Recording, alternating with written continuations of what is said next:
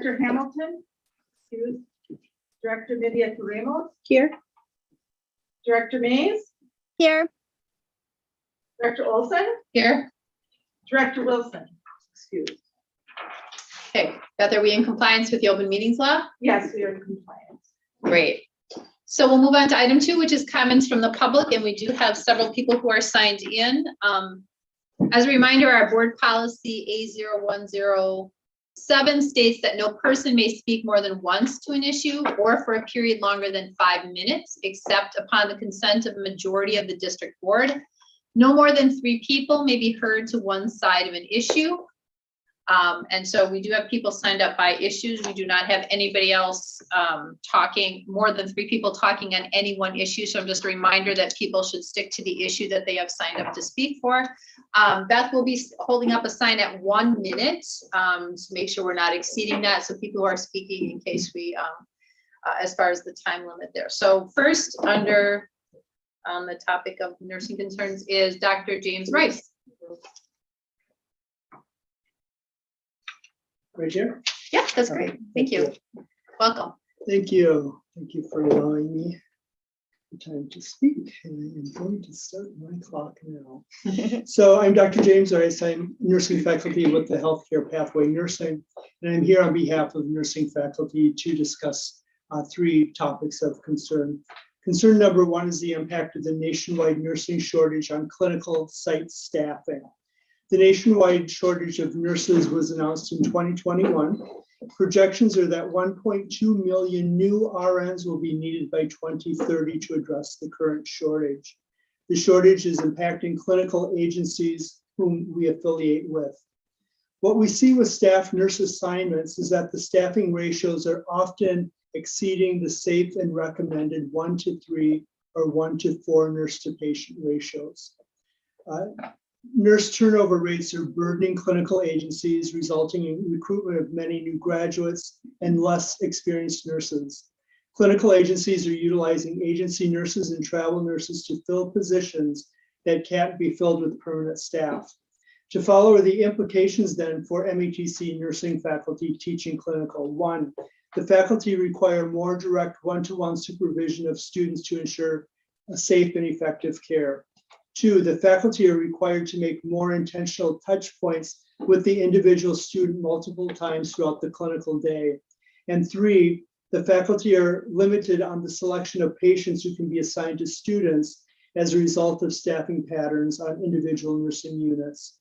During the spring of 2021, the faculty voted to reduce student to faculty ratios from 1:8 to 1:6 for reasons of liability, to ensure a safe and effective clinical environment, and to ensure proper evaluation of each student occurs each day. There is a push to return to the 1:8 ratio in the spring of 2023. The faculty is asking the administrators and the board to maintain the 1:6 faculty to student ratio ongoing to ensure patient safety and meaningful and adequate clinical education. Concern number 2, the impact of the nationwide nursing shortage on faculty recruitment. A 2015 study predicted that over 1 million RNs will retire from the new workforce between now and 2030, and this includes nurse educators. The study mentions that nursing school enrollment is vital to accommodate the rising demand for skilled nurses and nurse leaders. However, the study acknowledges that there is a nationwide shortage of nurse educators, which is impacting student enrollment numbers. There's a nationwide shortage of nurse educators for 2 reasons. First, the retirement drain of the baby boomers. And second, nurses are choosing clinical practice over academia due to the economic disparities between academia and clinical practice. The resolution to administration and board being asked by the faculty is MATC must diversify the pay structure. Recruitment and retention of high demand educators, such as nurse educators and respiratory therapy educators, requires that MATC salaries align with market salaries. Concern number 3, high student attrition rates. Attrition rates for both programs are high, in fact, higher than national averages and higher than other WTCS nursing programs. Recent increases in faculty workloads do not allow the faculty the time or bandwidth to deep dive into the factors contributing to the high attrition rates, or for faculty to research some evidence-based interventions to mitigate this serious problem. On average, 3.5 students out of 10 will complete the nursing program. This means that too many students will have utilized their lifetime limited financial aid money with an outcome of no degree, but the outcome is they will have debt, which will only worsen the quality of life for them and their families. This is unethical. The resolution, the faculty is asking for three things: to maintain current classroom sizes. Classroom sizes have already been increased from the fall 2022 semester, despite faculty requests not to do so. We need class sizes to be reduced immediately. Number two, restore the 18% Zansel, which allows the faculty time to address these critical issues. Given the complex student body we teach at MATC, it is essential to have adequate time to meet their needs in alignment with the MATC mission of changing lives. And finally, make Zansel available during the summer so that program chairs and department chairs can complete the necessary work of fall schedules, assignments, and preparation for the return of students and faculty. Thank you for allowing me the opportunity to speak. Thank you. Under the same topic, we have Michael Rodriguez. Thank you for allowing me to speak. I'm Michael Rodriguez. I'm one of the nursing faculty as well. I'm here to share kind of the perspective and some of the concerns of the nursing faculty. So there's continuing and growing concern from the faculty. We are expected to be the stewards of our academic programs, as well as those responsible for the effective implementation of that program to provide the best educational experiences and outcomes for our students. We as a faculty do not feel that we are afforded the time and resources to do so. We feel that our input into how our loads are calculated and how courses and clinical experiences are structured are discounted and not given serious consideration when programmatic decisions are made. A year ago, we had our allocation of Zansel removed against the unanimous dissent of the faculty. We provided administration with comprehensive rationale as to why this decision was counter to the integrity of our programs. The time was needed for collaboration within courses, across levels, and across programs to analyze, identify, plan, implement, and reassess how our programs are functioning. With the reduction in Zansel, faculty has been forced to triage what time they have, struggling to address the needs of our students and complete the required components of our courses and clinical groups. We have not had a reduction in the number of meetings that are required to maintain our program. There are always multiple meetings running simultaneously that we simply cannot attend or utilize effectively. We simply have less time to meaningfully prepare for and participate in any collaborative work that is essential to the integrity of our programs. We are struggling to find time to grade assignments and provide meaningful feedback to our students in a timely manner. We are struggling to coordinate lectures, level assignments, create and analyze exams to ensure they are preparing students for practice and licensure. We are struggling to find time to address individual student needs and provide those students with the support necessary to foster their success. We are overwhelmed in clinical settings with 6 or more students due to the increasing complexity of healthcare and the challenges of staffing shortages. We're concerned for our students' clinical experiences as well as the safety of ourselves and the patients we work with. A year after the reduction of our Zansel, we are seeing more students struggle and fail. We are unable to offer summer courses that could support our students since faculty are understandably unwilling to work for 60% of their normal compensation. This directly impacts students' ability to complete their programs, as we have seen students that are taken out of their progression very often cannot complete the program in the expected time frame or at all. Again, faculty have provided administration with comprehensive rationales for how these changes have impacted our program and how we, as the stewards of our programs, need to correct the current trajectory of our students' academic experiences to foster their success. We will provide you with our written concerns and resolutions. Faculty are exhausted, demoralized, and feeling disenfranchised from any meaningful participation in shaping our program's direction and implementation. The general feeling is one of just surviving instead of enthusiasm for our profession and our ability to guide the next generations of practitioners. We have lost faculty members. We have also had an increasing reluctance of faculty to stay in or accept leadership positions due to a feeling of impotence in those positions to affect faculty-driven change, as well as the work expectations of those posts being untenable. We are profoundly dedicated to our profession, our programs, and most importantly, our students. We need to have the ability to successfully maintain, innovate, and grow our program. The only way to ensure this is to allow meaningful input from faculty to implement our programs effectively. Thank you for your time. Thank you.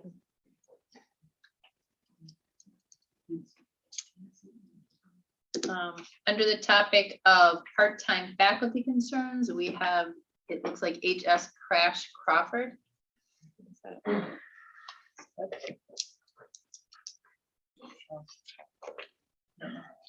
What is it? I think they said they were getting us their comments. Do I? Yeah. Okay. They can do that. Hello, Hello? I'm Crash Crawford, and I come to you today to speak about challenges facing faculty and paraprofessionals at MATC. I teach 2 sections of sound reinforcement in our popular audio program in the Create pathway.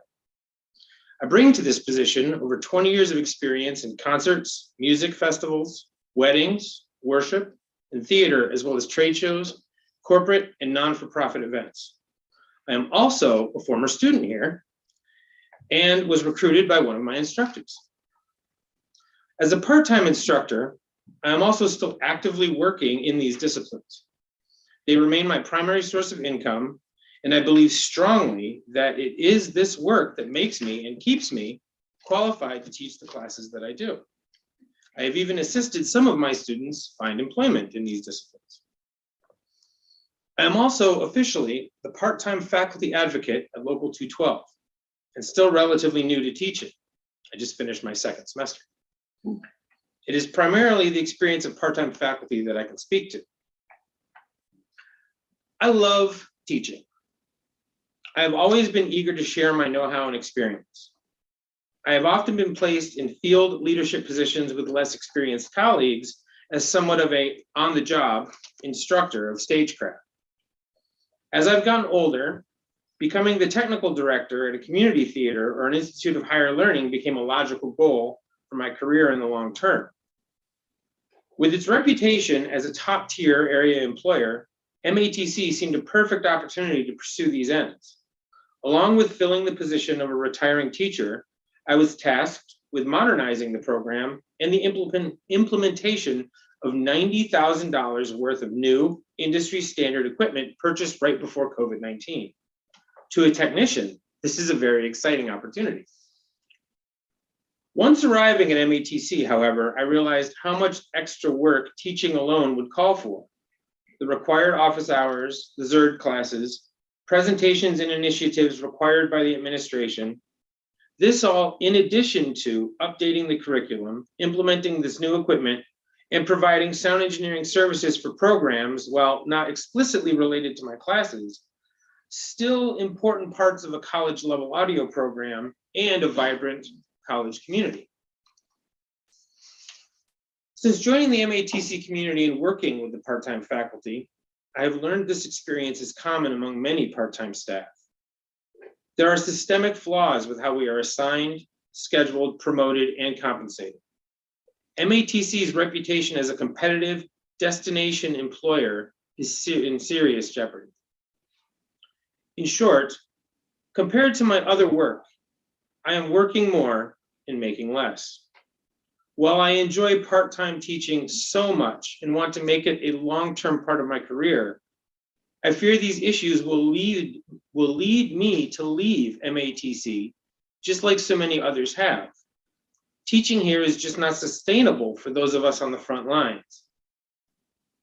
And yet, the administration continues to expand while offering below market level pay increases, leaving faculty positions unfilled, and proposing cuts to ancillary compensation. All this as a national and statewide teacher shortage grows. Please do not continue the practice of making part-time faculty and other frontline workers second-class citizens. When the accomplishments and contributions of these faculty are not valued, it harms the students and undermines education in general. Local 212 has spoken to you, the district board of MATC, about how the numbers of administrators have grown. The evidence has been clear and the conclusion unavoidable. The number of administrators is disproportionate to the number of students and the college's budget. To not resize the organization will directly result in the quality employees needed to deliver frontline services and key management roles leaving the college. For MATC to remain competitive as an employer, it must assure employees receive appropriate compensation in keeping with inflation and market trends. This should not be a public institution where job security is guaranteed only for an oversized, highly paid administration. But for the most of its teaching staff, it is not. Thank you very much for your time. Thank you.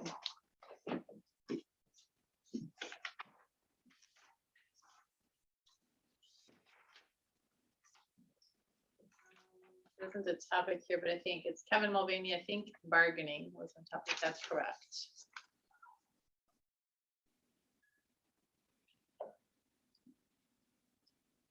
Evening.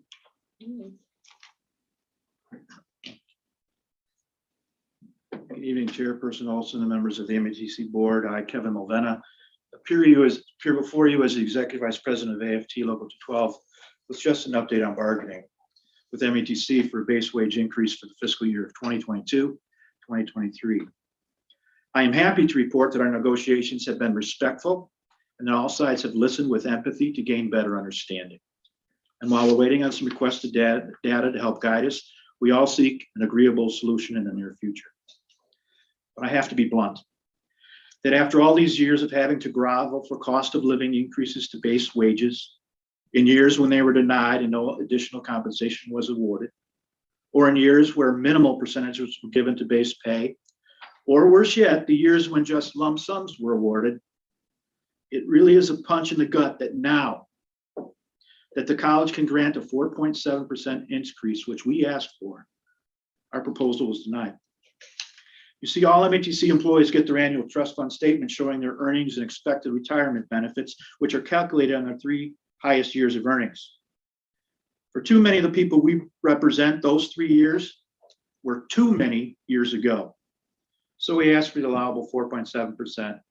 The college offered 2.5%. So we countered with 4.2%. They came back with 3%, and that's where we are. So we surveyed our members, and here's what we learned. The vast majority oppose any lump sums to people at the top of their pay range and demand to know if administrators are treated similarly. Over half are telling us to stand firm, and several of those are angry we retreated from our initial request of 4.7%. Only 6% say we should accept the college's proposal as things stand. And luckily, about a third are encouraging us to continue to make our case to the MATC administration and you, the board. You hear from me all the time. Most telling are the survey comments my colleagues have made, a copy of which you will receive shortly. But here are the highlights. I must tell you that several of the comments, and I want to be clear, they are not coming from union leaders, include the word strike or suggestions of no confidence votes against the college president and her administration. Here are 4 others. You can tell the administration that those of us who are not getting regular pay steps have talked. I've decided I will not stay past 5 years if there are no pay steps. Is that their goal, to destroy MATC? Or the MATC board needs to hold the administration accountable for its poor handling of current salaries, the overpayment and hiring of management executives, and poor pay and hiring practices that have led many to leave the college and deteriorating the overall culture. The administration needs to be held accountable, and they should actually take pay cuts to show they are bargaining in good faith to help reset fiscal status of the college. Or, in a time of unprecedented inflation, it would be disingenuous of the college to abandon its employees to the skyrocketing prices of rents, mortgages, vehicle purchases and repair prices, and gasoline expenses, among many other financial issues. To continue to expand the number of employees, increase income levels of administration at the expense of rank and file instructors seems bizarre, given that our college is a purveyor of higher education and that those who are directly interacting with students to create our product are forced to pay dearly for economic issues. And finally, this is head scratching. We're in a time when it's crazy difficult to find qualified candidates for any position. So the college is making it even more unattractive for part-time faculty to work here at the pitiful professional wages they offer? No, sir. And so on, as you shall see. In closed session, you'll be told about the loss of FTEs. All true. MATC does lead in that regard. You'll be told why we can't break open the reserves piggy bank, even though your own policy, BO 102-3, stipulates the reserve level of 10 to 15%, and tonight's agenda reflects a reserve percent of 22.74%. You will hear about bond ratings. Though all of us who have sat through these meetings know that our bond rating is determined by many factors, several of which are outside the college's control. Though most are in the midst of bargaining, you will be told what other technical colleges are proposing or have settled at. We learned today that Fox Valley is giving full-time faculty, and perhaps eventually other groups, the full 4.7%. The proposals going back and forth in Waukesha are close to the max as well. Today, I am just the messenger for over 1,000 of MATC's incredibly dedicated faculty and educational professionals, those who deal directly with students, and 624 of whom replied to our survey, which is incredible given many part-timers don't have an assignment or may not be paying close attention to union emails at this busiest time. So while we remain optimistic, we are also dedicated to aggressively representing our peers. And as always, thank you for your time. Thank you. Have Lynette Harvey under the topic of. Give those to the chair. Okay, that's right. Yes.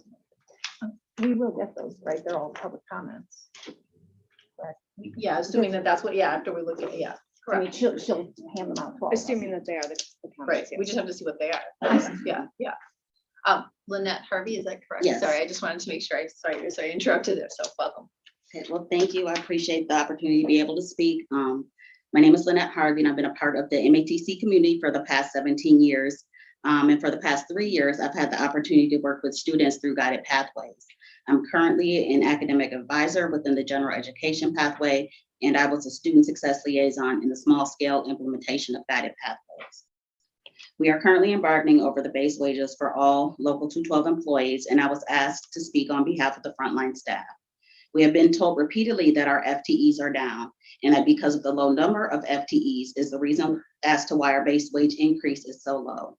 However, when asked what the plan is to increase the FTEs, no one is able to answer. The unofficial answer is to make the frontline staff work longer and harder.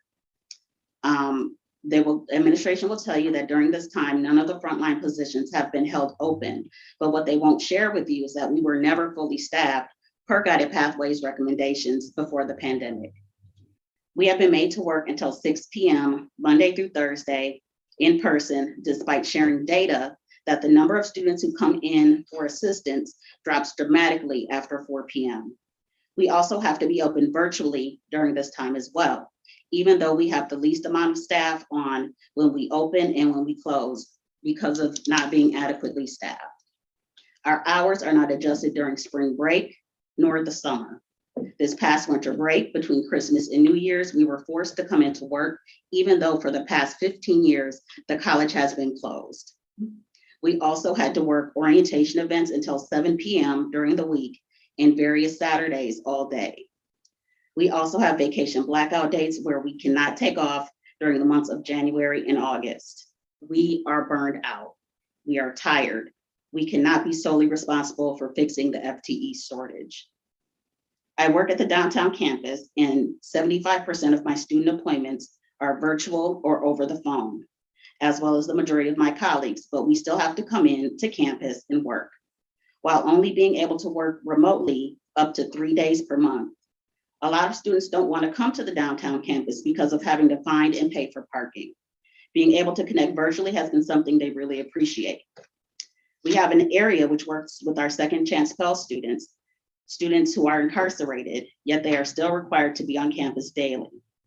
As frontline staff, we are not developed. We are only disciplined. The only way they measure productivity and effectiveness is through attendance. Many of those who have left at all levels have taken pay cuts because their new place of employment offers a better work-life balance and a much better working environment.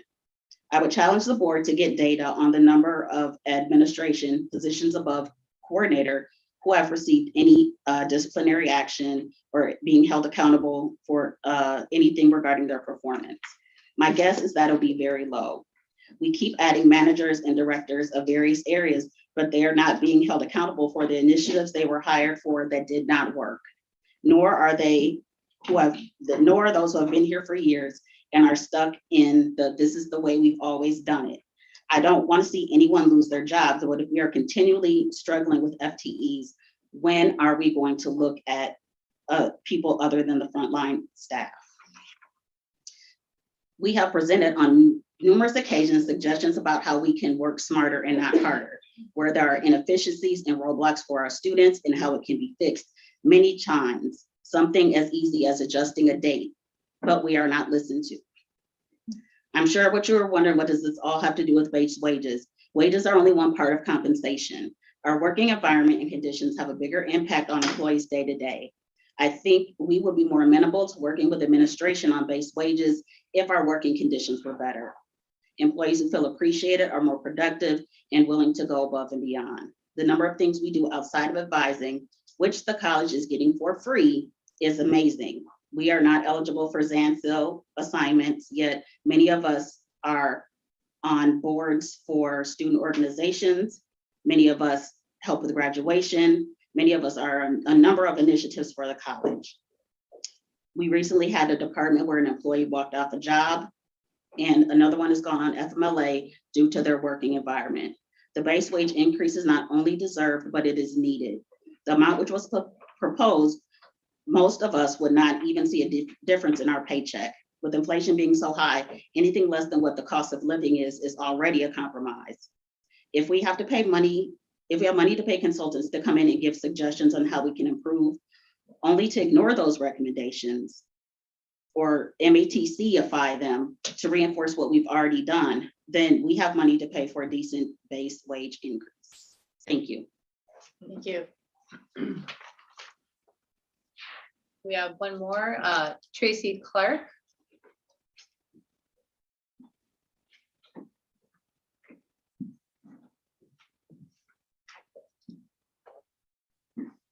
Hello, my name is Tracy Clark. I teach English primarily at the downtown and online campuses. I'm also the communications coordinator for the Center for Teaching Excellence, which holds a dual position with as the faculty professional development liaison on the executive board of Local 212. I'm speaking to you today to draw your attention to what I believe is an urgent matter. You may or may not be aware that spring 2022 was the inaugural semester of a new student-centered shared governance model at MATC called the Learn Pillar Integration Committee. LPIC for short focuses on the benefits of increased coordination and the direct impact on students, models an updated concept of shared governance so student-centered approaches and criteria guide each initiative and work team, and provides a diverse, equitable, and inclusive opportunity for frontline employees to give feedback based upon their interaction with students. In our first semester, LPIC has created transparent processes using the plan, do, check, adjust model to ensure a clear pathway to implementation for projects, collaborate with colleagues to have quality discussions about systems and processes to improve the academic experience for both students and faculty, create timelines to accomplish our goals, communicate our progress throughout the year to all members of the Learn Pillar community, and we've hustled to produce our deliverables. Colleagues from all employee groups in the Learn Pillar were invited to participate in 7 different work teams that met the immediate needs of the college. 45 Learn Pillar colleagues participated, 34 of these were faculty.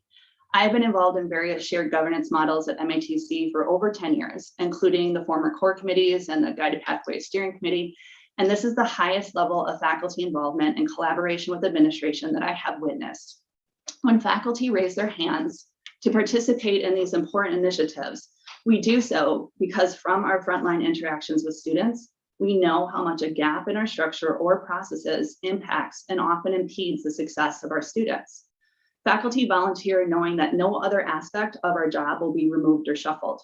Our workload with our classes and our students does not change when we sign up. We make time for this work, often putting in extra hours because we know how important it is for us to utilize our frontline experience to advocate for students. And even though the Learn Pillar Integration Committee charter calls for Zansil load for key LPIC positions, all 34 faculty agreed to help the college meet its budgetary constraints and participate in LPIC's inaugural semester for no extra pay. FQAS hours were offered to all faculty participants, but many of us had already completed the required required hours for our cycle. LPIC builds into our projects a timeline that follows the plan, do, check, adjust cycle. For faculty to be able to participate in these projects, the PDCA timeline needs to align with the timeline of the fall, spring, and summer terms. With the increased flexibility for students, many of us are teaching in the 8-week, 12-week, and 16-week semesters in the same term. Because of this embedded workflow, the check portion of PDCA often needs to occur during the summer term, so that the areas identified in the adjust phase can be implemented during the following fall term. Oftentimes, key initiatives need to go through the entire PDCA cycle before going live with our students to ensure they receive the quality experience that they deserve. Without being able to utilize faculty expertise in summer 2022 for the planned portion of the cycle, the professional development training will need to be condensed, and this can cause a detrimental impact on the classroom experience of our students. The lack of investment in the full PDCA cycle is a root cause of our reactionary culture at MATC. Zancel is an investment made by the college in faculty expertise. A reactionary cut in the middle of the PDCA cycle reduces the return on the investment, devalues the hard work and emotional labor of faculty, and creates future stage of reactionary panic projects that lead to faculty fatigue and disinvestment from the college. If the essential PDCA phases of the project are not performed in the summer, the prior work of these projects will fall short and the future implementation will be delayed. LPIC embeds fiscal stewardship. When the college invests in Zancel, LPIC provides a structure to promote future returns on the growth of the project. A familiar phrase can be heard around the college this time of year that faculty disappear or take off over the summer. We need to adjust our perception of this, as this is not accurate. Faculty receive our last paycheck in the middle of May, and we do not receive another check until August. It is one thing to ask employees to volunteer when they are receiving a paycheck, but it is not right to ask employees to participate in key initiatives for no pay at all. To preserve an effective PDCA cycle for so many projects, the college needs to reinstate its investment and faculty expertise in the summer of 2022. We are doing fantastic work, so please help us to keep it up.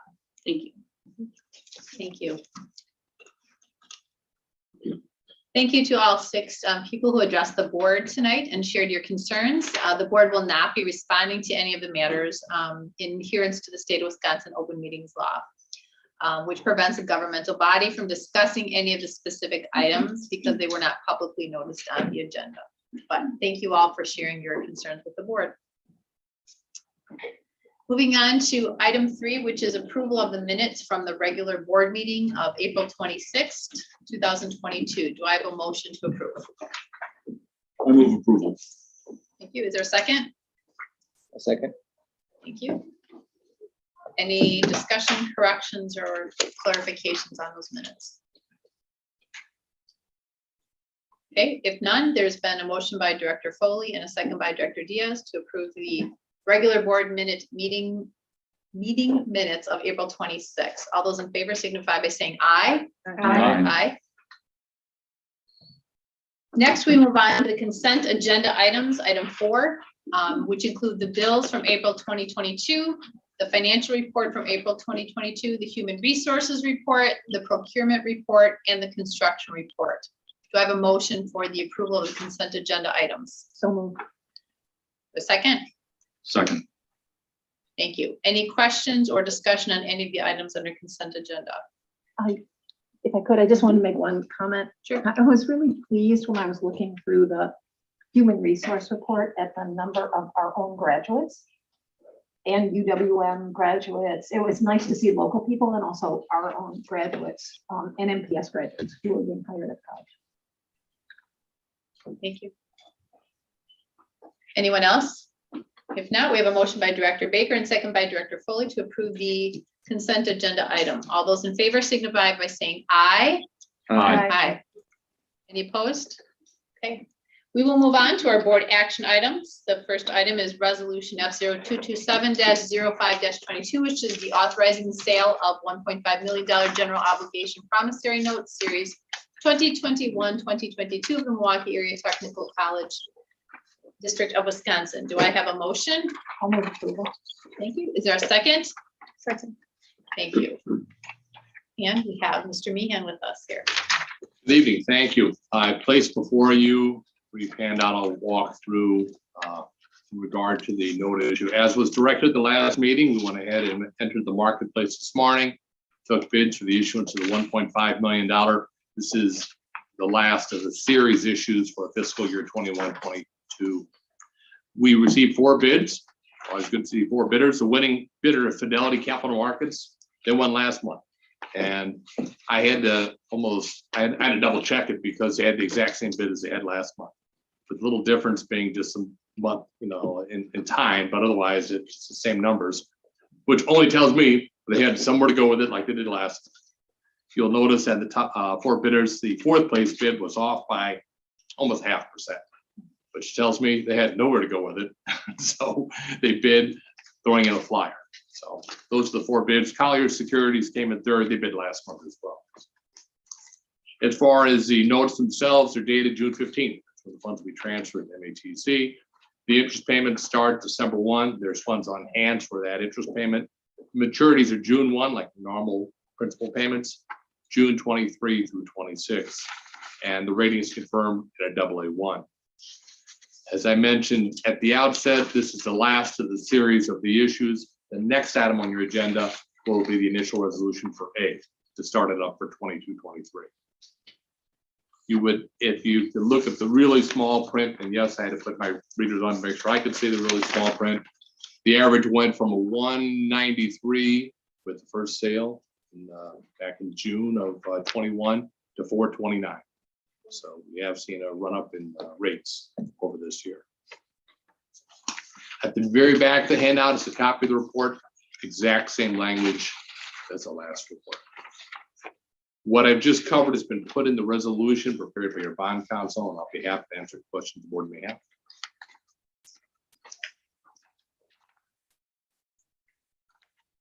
Director Foley. I know you'd probably mention if there were any, but just to be sure, any changes or comments from Moody's? No, actually, it is verbatim.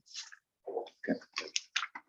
I think they're really, they'll wait until you have more information, an approved budget, an audit. There's more things that come out that reflect it, but right now, month to month, there's no change. Okay, thanks. Any other questions or comments? If not, we had a motion by Director Baker and a second by Director Mendieta Ramos to approve resolution F0227-05-22, authorizing the sale of $1.5 million general obligation promissory note series 2021-2022L of the Milwaukee Area Technical College District. Gwen, can we have a roll call vote, please? Director Case, Aye. Director Diaz, Aye. Director Foley, Aye. Director Mendieta Ramos, Aye. Director Mays, Aye. Director Baker, Aye. and Director Olson. Aye. This is the first of 22-23 coming up, correct? Right. Okay, so next is our action item for resolution F0228-05-22, authorizing the issuance of $1.5 million general obligation promissory note series 2022-2023A of Milwaukee Area Technical College District of Wisconsin. Do I have a motion? I move to approve. Okay. Is there a second? I'll second. Thank you. Any questions or comments on that, either for Mr. Newman or anybody? This just gives permission to go out to market. Okay, hearing none, I have a motion from Director Foley and a second by Director Diaz for resolution F0228-05-22. Gwen, can you please take a roll call vote? Sure. Director Diaz, Aye. Director Foley, Aye. Director Mendieta Ramos, Aye. Director Mays, Aye. Director Baker, Aye. Director Case, Aye. and Director Olson. Aye. Thank you, Mr. Meehan. Thank you very much. Good night. We'll see you in the next fiscal year. Item C is the approval of budget and class 1 public hearing legal notice, which is a statutory item for our upcoming budget hearing. I move approval. Okay, is there a second? I'll second. Okay. Anybody have any questions on this? Is just for the ability to post the resolution or the posting for the public hearing coming up in June. Okay. So we have a motion by Director Foley and second by Director Diaz for the approval of the Class 1 public hearing legal notice for fiscal year 23. Can we please take? I'm sorry, I do have just Sure. one question. So then we'll have the public hearing in June and then we will approve the budget Correct. That's in, part, at our meeting in June, pending the mill rate changes in October, correct? That's the process. That is correct. yes. Thank you. And, yeah, we'll get updates from the Wisconsin Department of Revenue on the mill rates in October. And then we approve, Any adjustment? yes. Right, Okay, for cool. final, Thank you for very much. taxpayers, yep, thank you. So, can you please take a roll call vote, Gwen, thank you. Director Foley, Aye. Director Mediator Ramos, Aye. Director Mays, I, Director Baker, Aye. Director Case, Aye. Director Diaz, Aye. and Director Olson. Aye. Next, we have resolution F, sorry, I gotta put on my glasses here. F0229-05-22 to approve the apprenticeship program titled Medical Laboratory Technician, which is 50-513-X. Do I have a motion? Move to approve. I'll second. Thank you. And we have Dr. Dunbar and others here, so Thank welcome. you. Thank you and good evening. I'm joined here by David Stewart, and he is our new Director of Apprenticeship, brand new. So congratulations. Starting next week. Wow. Interim. And we're also joined on Zoom with our lead faculty also, Brad Church is with us, just in case you have any questions. Anyways, what we'd like to do is give you a quick presentation on this, and we'll take any questions that you may have. Yeah, this is a new apprenticeship opportunity, was started by my predecessor. So certainly has his support at the state level. This is a little bit of a unique one where this is to take individuals who already have a bachelor's in the sciences, put them in a apprenticeship opportunity to give them on-the-job training, as well as theoretical instruction at MATC over the course of 1 to 1.5 years, to prepare them to take a certification exam. This will increase enrollment for MATC, fulfill a demand in the labor pool in this area. My understanding is industry approached Mr. Church to start such a thing, and that's what the driving force was behind this. Sure, and if I could just speak to that really quick. So yeah, Michael Barron from Wisconsin Diagnostics, he actually tried to join the meeting, but he wasn't able to get in. He approached me about 3 years ago now, looking for an alternate pathway to get medical laboratory professionals into the lab, because there's a severe shortage and there's expected to be continuing growth in the industry. The Bureau of Laboratory Statistics estimates about a 13% growth over the next 10 years, in addition to being having a high shortage right now. So there aren't enough graduates from our MLT program, the MLS programs from Marquette and UWM to fulfill all these openings. So they wanted an alternate pathway to get people into the laboratory. So what we came up with was there's an alternate pathway to certification where if you spend 1 year working in a medical laboratory and you have a bachelor's degree, you can then sit for the medical laboratory scientist certification. You can sit for the exam through ASCP and work as a medical laboratory scientist, which is the 4-year certification. So what's going to happen is they will work at Wisconsin Diagnostics, and we're also in discussions right now with ACL Laboratories, which is the Aurora laboratory system. They would work at those places, and then they would come to MATC for our coursework, and then go back to their labs afterwards. And then after 1 year, they'll be eligible to sit for the exam. So I just wanted to add that.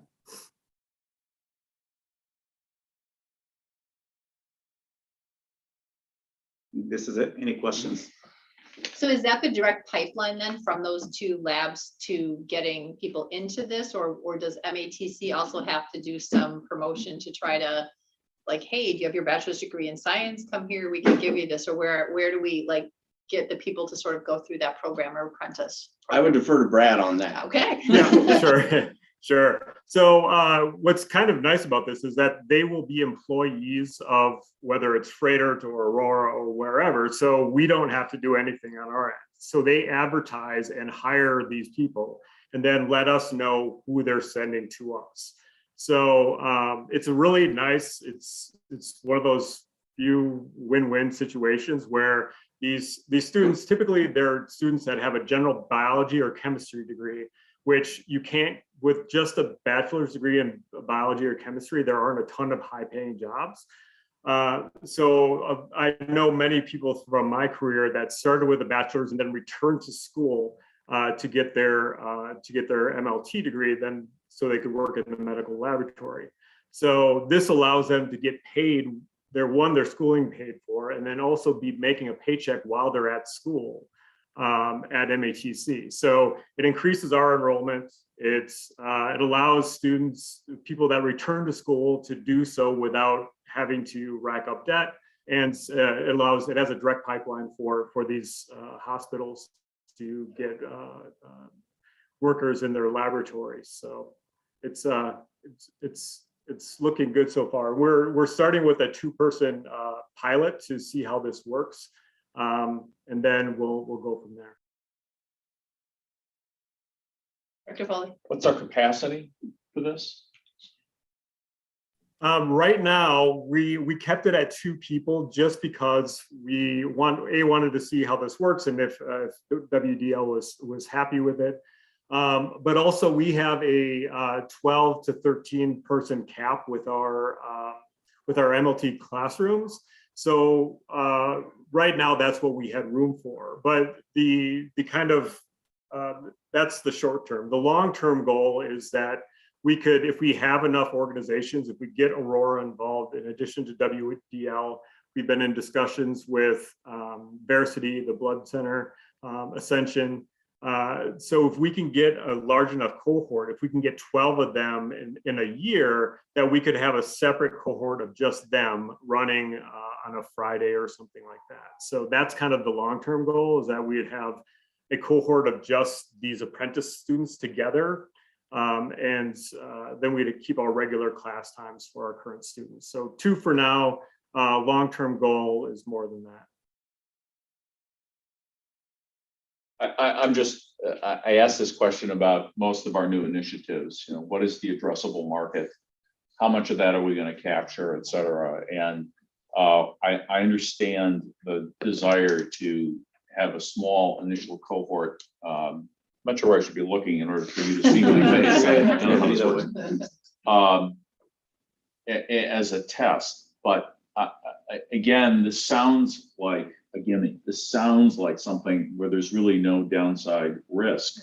And we ought to be pushing this to our maximum capacity and maybe increasing our capacity as quickly as possible. This is not, in my view, this is not something we should figure out over the course of the next year or 2. This is something we should figure out over the course of the next session or 2.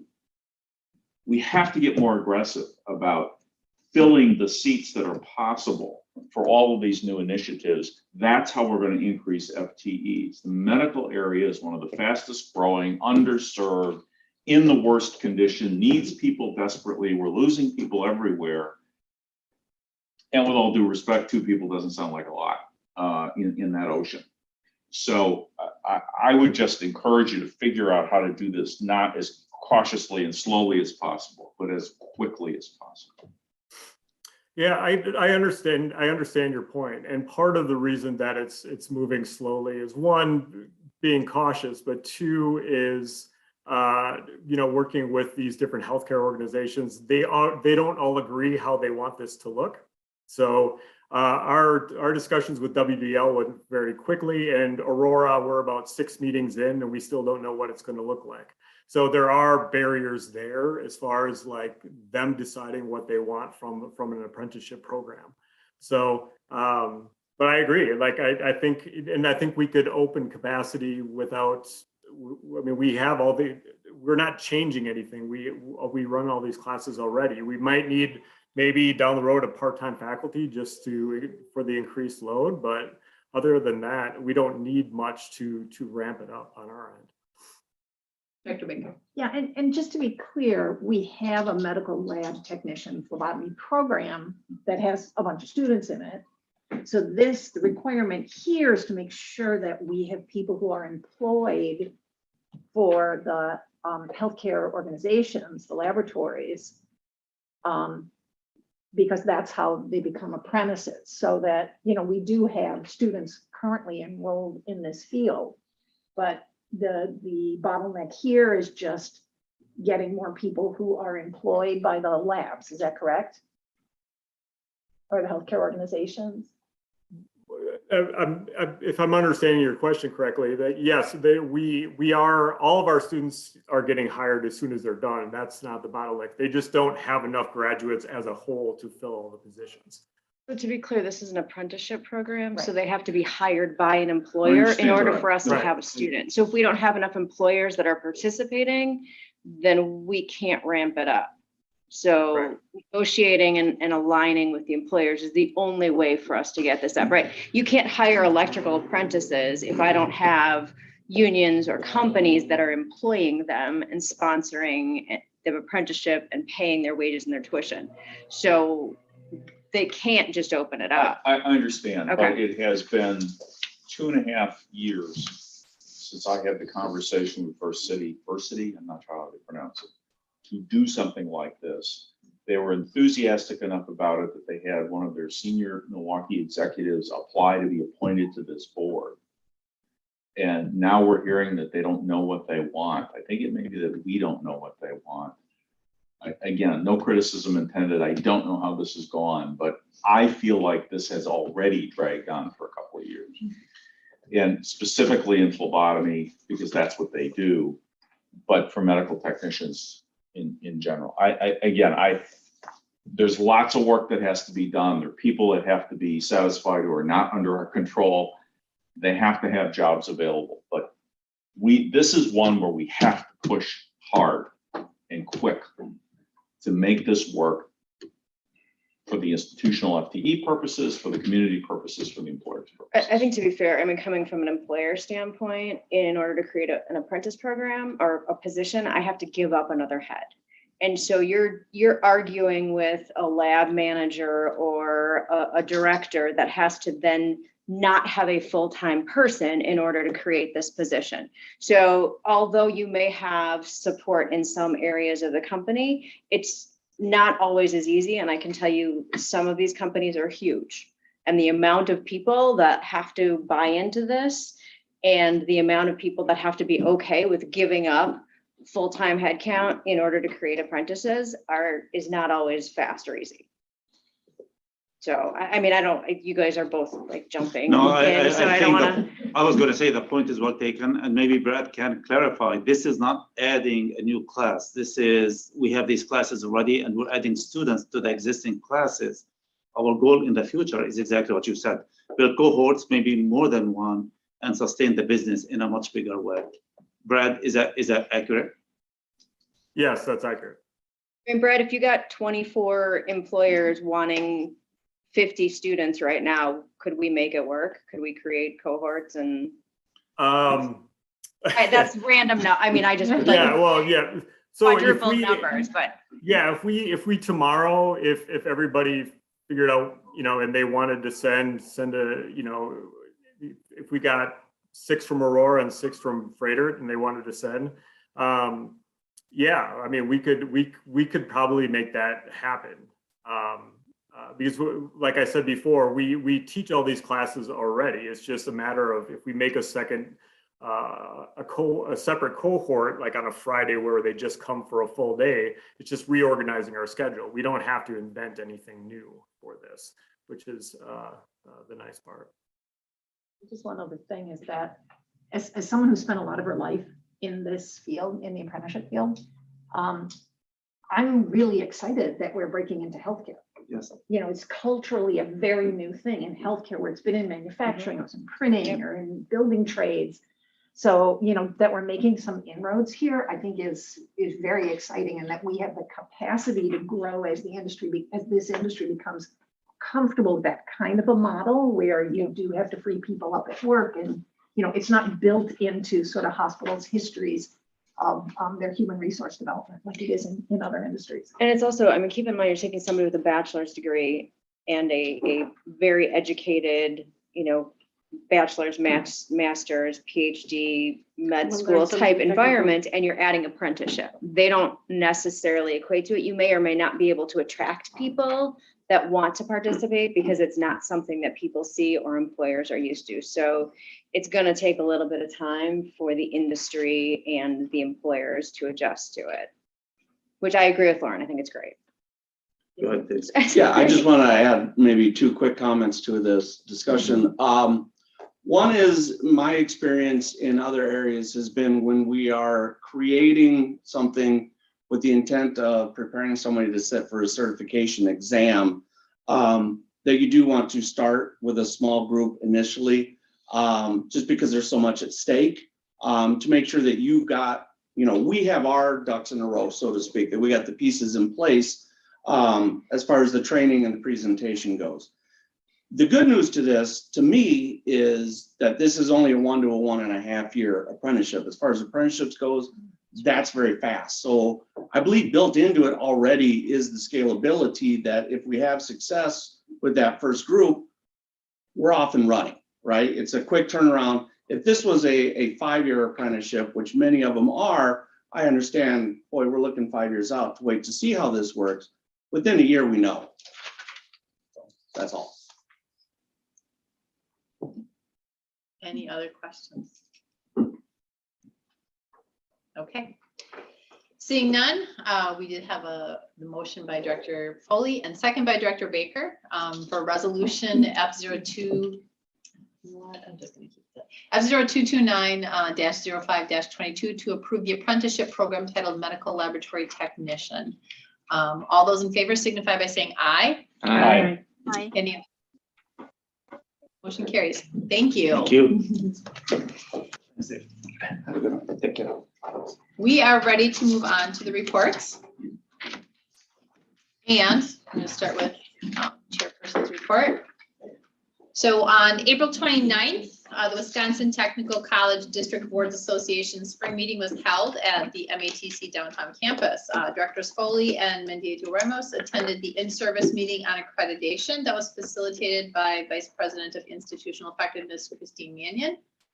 And I attended the luncheon meeting at that virtually also. And I think Director Baker, I saw you on there too, also virtually. So later in the day, Chief Marketing Officer Tony Taglia presented on M Cubed. And so in the evening, board members, I think Director Foley and I were there with Dr. Martin, attended a dinner, and we had the opportunity to hear from MATC's state student ambassador for the Wisconsin Technical College System, Samantha Shields, and she sat at our table. So any of those who attended, would you like to comment on the event? I'd like to thank the members of the board who participated. The association really does appreciate participation by Milwaukee. Second, one of the comments made actually, and I think it's in the presidential evaluation, was that one of our members wanted more information about accreditation. Dr. Mannion's presentation on this was lively and interesting, which I find remarkable given the topic, and was universally applauded. People went up to her, people came up to me, saying how really helpful it was. So that presentation is going to be online at the Technical College Boards Association website. I don't know if it's going to be on our website as well. Okay. So if anyone would like to watch that and you're not sure how to access that, please let me know. Okay. Anybody else? Yeah, I liked hearing our student ambassador. She was, that was a highlight of that evening. So she did an amazing job, and hearing her story was was really good. So Director Mays, Mindy Ramos, and I attended the spring commencement on Sunday, May 22nd at Fiserv across the street. Our commencement speaker was the newly elected Mayor Cavalier Johnson. So on behalf of the entire board, our sincere congratulations to the over 1,300 spring graduates. 688 of them we had the pleasure to congratulate in person as they walked across the stage. Maybe it was 6,088, I don't know. It was a long commencement, I will tell you that. Fully entertained, and so, but it was a great day to celebrate in person at a great venue. So on May 17th, the Wisconsin Technical College System Board approved the appointments of the following individuals to our MATC District Board. Tequila Burris will be the additional member classification. Supreme War Omokunde, the elected official classification, and our current director, Sitlali Mendieta Ramos, was reappointed with the employer 15 plus employees classification. So congratulations to all of them. Saving the date, which we talked about, we approved tonight on Tuesday, June 21st at 4:00 p.m. our public hearing in the budget, and that will be done via Zoom. So that if you remember, that typically is not a long meeting, and so that we are doing that one via Zoom. So please join us at that time for that meeting. It is a meeting for the public with an opportunity to speak to the board regarding our proposed budget for 22-23 fiscal year. In front of you, board members, is our board self-evaluation that all of us completed. So I hope you had a chance to look at that. That was emailed out, but a hard copy sits in front of you. So we do plan to hold a retreat this summer, which we will do a deeper dive. If you remember when we had a retreat, we talked about with Dr. Mannion about potentially revising this, but we were sort of in this transition and decided to wait to do that because this should be the basis of setting a board's goal. But I think it does give us some areas to consider and look at. Did anybody want to share anything just at this point before we do a deeper dive, or anything about any of the findings that you had a chance to look at? Not that specifically, but we also had the apprenticeship graduation since the last time we met, which was wonderful. Got it. And the first time we had it in person for over a year. So Thank you for attending. Okay, if none of that, yeah, sure. Yeah, just on the evaluation, I think it's always interesting when you look at a document like this. I think that there's generally a cohesion that you see here. Sometimes there's things I know, like, for myself, it's like, I really don't know because I've been with this group for a year. I don't know all the things we know or don't know, but that I think in general, people had a lot of agreement on issues. And I think that's kind of nice. I think that indicates people working well together. Yep, and it can be a springboard for our initial conversations, but definitely can look to see how we can maybe even do a deeper dive or some of the questions that we really want to get into. So, I thank you. Lastly, also in front of you, and this was also emailed out, and this afternoon, an update thanks to Director Foley. We have these template responses that were shared. This was part of our conversation from last meeting. If you remember, we sort of had a multi-tiered approach to that, our conversation. And we had talked about when we receive questions or comments or from constituents of various stakeholder groups, how do we reply or depending upon what that issue is. And so here are some standard responses that can be communicated. So these are some in the what I would call in the interim. Janice is looking at the board policy and we'll bring that forward to us next month to look at what that says, because there are a combination of things, right? This is more the procedural and what we can send out. But then the policy itself requires a little bit more, and that's something that the board has to approve. So we'll take a look at the actual policy. But I guess in the meantime, in the interim or whatever, if there was any feedback on this, so thanks to Director Foley for providing a few updates on those today. If anybody has any comments or feedback on these, Director Baker. Yeah, I'm okay with them. I think I had emailed you. I want to see us use them a little bit. I think we are a policy governance board. We choose that. Okay, that's how we choose to be run. We are in state statute given certain responsibilities. So we have like a fiduciary responsibility to taxpayers. Right? I can't see us doing anything that's gonna piss taxpayers off, but if we, in my previous life on the board, there were times. And I think there may be situations where this language may not be sufficient or people may feel we're putting them off or something like that, but I think that this is, I like it. I think we can go with this. I also want to revisit it and see how is that working? How do people feel about the board? And as the board responds this way, keeping in mind that, we are we're a public board. We're not a private college board. We have a responsibility to the public and to be accessible to the public. So. Yep, and I think that was the plan, with some interim pieces to come back and visit, to at least get it started, pilot, and come back, cycle, and say, how is this working? How is this not working? So at least a starting point for things. So I think that keeping that in mind, we'll come back and revisit it. It's not like, hey, we've got it, we're never going to do that. So, yep, I think that's, and you're right. I think that, we can't anticipate every situation, but I think the request was like, we have a starting point that we're all consistently having that message. So I think it's a good starting point. We can look forward to then next month having a look at the policy itself and digging into that and seeing what that means, if it needs some clarification, if it needs some editing to any point. But since I've been on here, that specific policy has not been reviewed or visited. So it probably makes time in conjunction with this conversation and the one that we had last month. So. And that being said, that concludes my chairperson's report. And now it's time to Dr. Martin for a president's report. Okay, well, good evening, board members, faculty, staff, MATC community. I just have a few items here. Saxonia Bank sponsored an event on May 5th called Shaping Milwaukee's Future, Powerful Perspectives from Women Driving Change. I served as one of the 4 panelists and had the opportunity to share many ways that MATC is transforming our community through our Promise program, Restart, Second Chance Pell funding, and more. Also, it's great that we had former board member Mary Scheibel in the audience, and she asked some great questions, so it's really good to see her, and she sends her regards to all of you. I'm now going to ask Vice President Janice Falkenberg to give us a brief COVID update.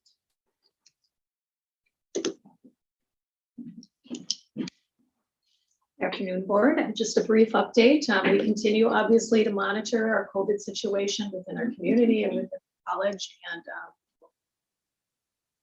And we've seen a bit of an uptick over the last several weeks of the number of positive cases on campus, as well as positive cases in our community. So we did shift this last week to going to masks encouraged. So thank you, Director Baker. So we are encouraging people to go back to wearing masks while they're indoors on campus. We're going to continue to monitor that. Our suspicion is based on now students being our semester winding down and having less presence on campus. We're going to see that decline again, and then we'll go back to being a mask-friendly institution. But we are also talking about what is the fall going to look like, and we're planning for that. We've got some health and safety recommendations that have come before the President's cabinet, and we're going to start moving into kind of normalizing our operations back to as best we can, just normalizing operations back to just containing and maintaining safety on campus. So that's the report for this month, but if things change, we will definitely come back before the board and give you further updates. So any questions from board members? Are we at the point where there is some objective criteria that can be used to decide when to go from masks required to masks encouraged to whatever you want to do is fine with us? Yeah, or whatever the categories are. We've had a whole matrix throughout this whole pandemic that tells us whether we're in the red, yellow, or green. And so we use that regularly to determine. It's based upon the number of cases on campus. Okay, So as opposed to the community. And we also look at the community indicators. So it's kind of a twofold matrix that we use. It's community indicators and also on campus indicators. And we do look at we have four campuses. So we're also looking at, where do we seem to have the higher spikes? Is it down here? Is it Oak Creek? Is it at McClellan? Is it West Dallas? So we meet weekly as a health and safety committee to review that data every week. So it is something that we pay very close attention to. All right, thank you.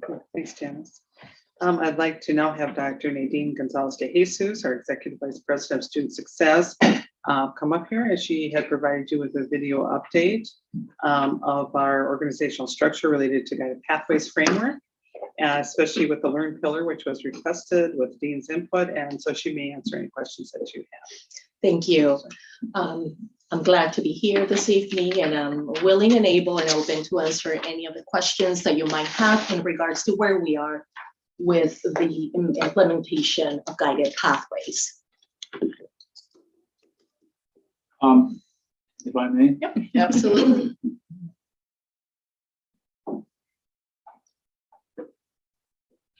I'm trying to be careful here so I don't violate the rule about not responding to public comments. So I don't want this to become that.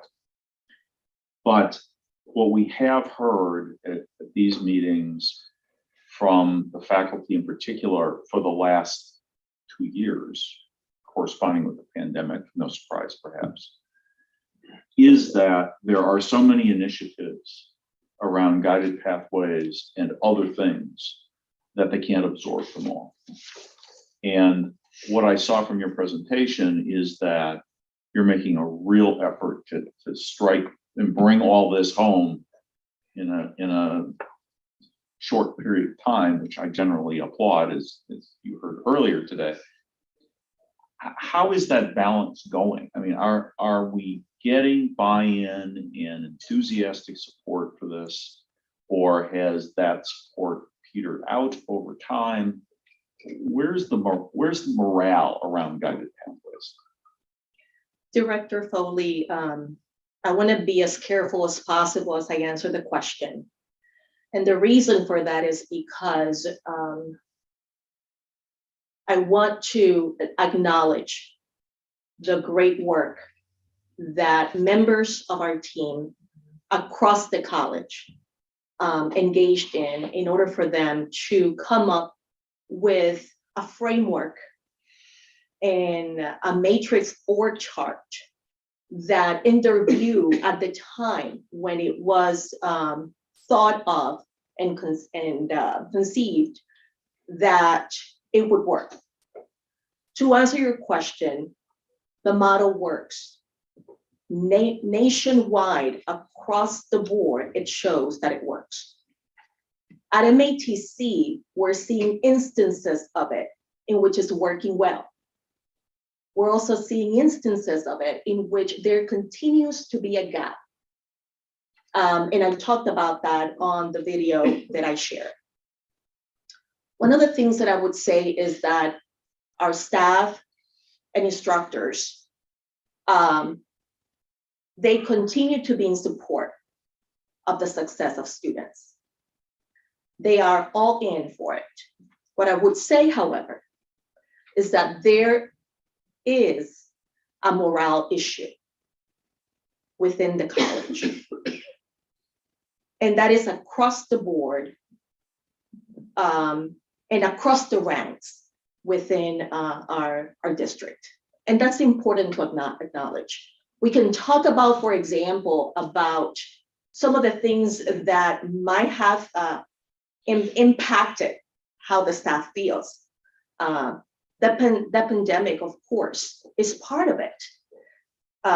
According to research, the psychological effect of the pandemic has had a tremendous impact, not just in the way we do work, but in the way we even think about work now, right? Hence the reason why now we have what is called a flex work arrangement policy, which you all approved in December.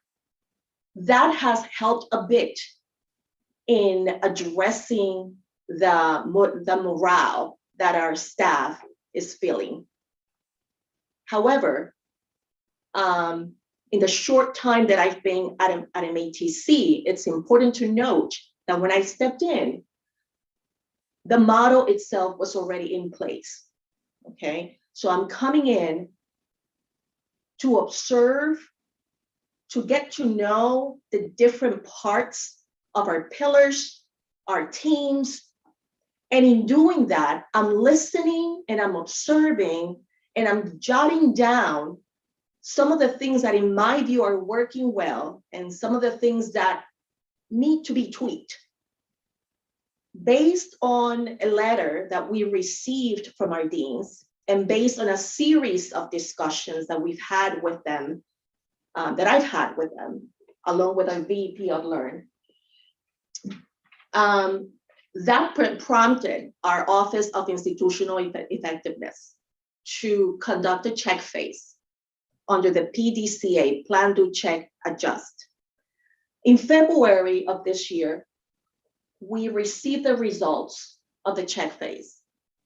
And the results, they are actually exactly what the deans, our staff, across the board have been saying all along. What we're doing at this point, and what I can assure you of, is that we will continue to address the results of the check phase via the recommendations that we saw coming out of it, and some others that we're also including on our own that we believe we need to address, such as the restructuring, if that even comes to a point, so that there is a better alignment of roles and responsibilities.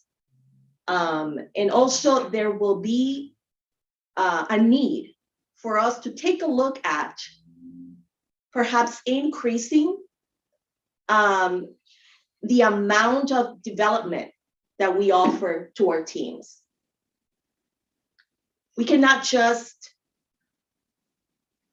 hire and put folks in roles without the training. We cannot just implement an organizational chart, a matrix chart, without the training on how do you actually work in a matrix or chart, right? How does it work? What are we supposed, who's going to report to whom? Who has a solid line to whom and who has a dotted line to whom? And how is that going all to gel in with each other, with one another, so that we can effectively continue to help our students? I will tell you this, our teams are working day in and day out, from the administrators to the staff to our instructors. We support the framework of guided pathways, but we also know that there are gaps that we need to address, and that is what we're addressing right now. There is a RASI chart with the names and roles of individuals that are supposed to be responsible, accountable, consulted, and those who should be informed. We're following that chart along with a set of rules and responsibilities and a matrix that tells us, are we meeting our goals? And are we meeting the expectations of what was intended? Okay. The idea is for us to finish addressing and implementing the recommendations by this fall. And those that cannot be done by this fall, then by next spring. It's going to take time. Just as it took time for us to come up with a concept and implement it and see how it works out, it's going to also take some time for us to address the gaps, shift gears wherever we need to, and then reassess again as we continue to check and adjust. The morale issue, I'll be honest with you, I'll go back to your question. It is the responsibility of everyone to work on improving the environment in which they're in. I own my actions. That is my responsibility. I own how I come across, and I can shift whenever I need to ensure that through my emotional IQ, my emotional intelligence, I can work and I am the right fit wherever I'm planted. What I'm saying is our staff, our employees are also responsible for their own actions and behaviors, we influence each other's psyche, and we also have a responsibility to measure how we come across so that our culture can continue to be one in which everyone can thrive. So if we're talking about the morale, we need to talk about our personal ownership and responsibility. And we also need to talk about our collective ownership and responsibility as a college, as a district. In terms of are people all in, they're all in. Our faculty is passionate. Our staff, they're in, they're all in. And they know what must be done. But at the same time, many are exhausted. Many are exhausted, as you heard earlier today. And that is what I am working with many of our teams and our members across the district to address that balance that should exist so that they too have the opportunity to thrive. I believe that the success of students is highly dependent on the success of staff. So if I am serving my staff well, I know that they will have then the tools that they need in order to also serve our students well. So I hope that that answers your question. I didn't go all the way in, as you perhaps may have wanted me to, and I have to measure. I just wanted to make sure I measured my response as diplomatic as possible. Any other questions that I can answer? Well, Yes. and just a quick one, there was a lot to unpack there. I'll have to think about some of it. I appreciate the administration's response. I was one of the people who raised the question, and I don't raise it to get into the weeds. I raise it just for at this level for us to see what the administration is doing on it. You did say something about potentially restructuring, and so is that on the table that there might be some also structural changes, or I might have misheard that too. No, you didn't. You didn't. I did mention that as a potential recommendation of our assessment of the gaps that were identified through the check phase. Okay. Right.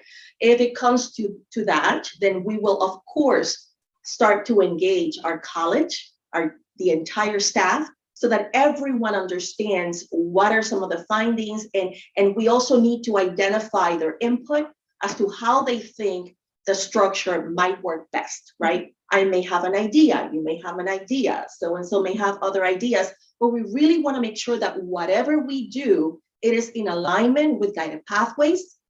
We need to stay as faithful to the concept of that, but at the same time, we want to make sure that the changes that might come as a result of the check phase are in alignment with what students would need in order for them to succeed, and what our staff will need in order for them to be able to do their work and do it well. You're welcome. Any other questions that I may answer?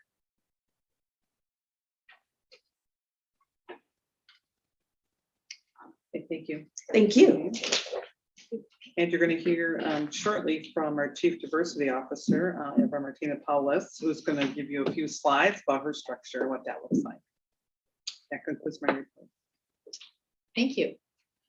And I will call on Eva right now for the Diversity, Equity, and Inclusion Report.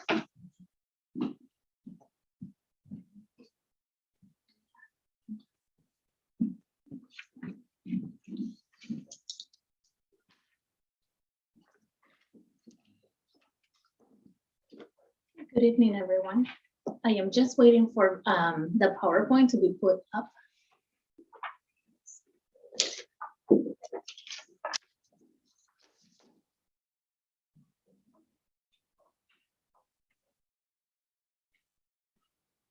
Okay, well, good evening, everyone. It's so good to see everyone. For today's DI update, I have a couple of updates related to the current structure of the DI office. And then also I will conclude with the next steps in terms of the DEI plan that is coming down the line. So the screen, the slide that you see in front of you is currently the structure of the Office of Diversity, Equity, and Inclusion. When I started about a year ago at MATC, I started as the first Chief Diversity Officer here, and now we are evolving as an office. Now we actually have an actual Office of Diversity, Equity, and Inclusion. And I know throughout my conversations, I've been asked by many employees and students, but where is the physical office of the Office of DEI? This structure right now, even though we don't have a physical suite that's actually in the works right now, we do have a structure that has been working out very well in the last year and continues to evolve and change. If I'm looking at going clockwise, we have a part-time administrative support professional that works directly with me, Kathleen Lawson. Then you look at the Hispanic Serving Institution team, and I know that you've been hearing a lot about the HSI efforts. And we have two professionals working with us, Arlene Garcia Novelli and faculty member Cynthia Galvan. Cynthia continues to work directly with me and co-chairing the HSI committee along with Arlene Garcia and also Dr. Maria Solano. So as part of the HSI team, we have a dedicated team of 3 co-chairs that are currently leading the HSI committee. The committee is composed of about 15 MATC community members, including staff and faculty members. What you also see under the HSI team, you see the dotted line to the bidded grant that is concluding at the end of June, and we hope to continue to with that work in the next upcoming fiscal year. So the bidded grant is a dotted line to the HSI and directly reports up to Dr. Gonzalez de Jesus. The next box that you will see is the Deputy Title IX Coordinator. That coordinator and also complaints administrator is a full-time position that is under the DEI office. Currently, the position is vacant, but we are in the process of posting the position and refilling the position. This position is really critical in terms of really processing the complaints, and most of them are classroom related complaints, but then also our Title IX for students, and then also our bias incidents that may come through that process. The next bucket is the WTCS DEI grant, and that is the DEI committee that you typically see. You might be getting emails from that committee in terms of the actual building capacity for equity programming that takes place. So we have about anywhere between 20 and 30 programs per year that are sponsored by the DEI grant, and that grant will continue for next year as well. Also, as a dotted line, we have the social justice chair that is currently housed within the EVP of Student Success, Dr. Gonzalez de Jesus. We also have a dotted line to the Men of Color initiative under the DEI office. We work in partnership and collaboration in everything that we do.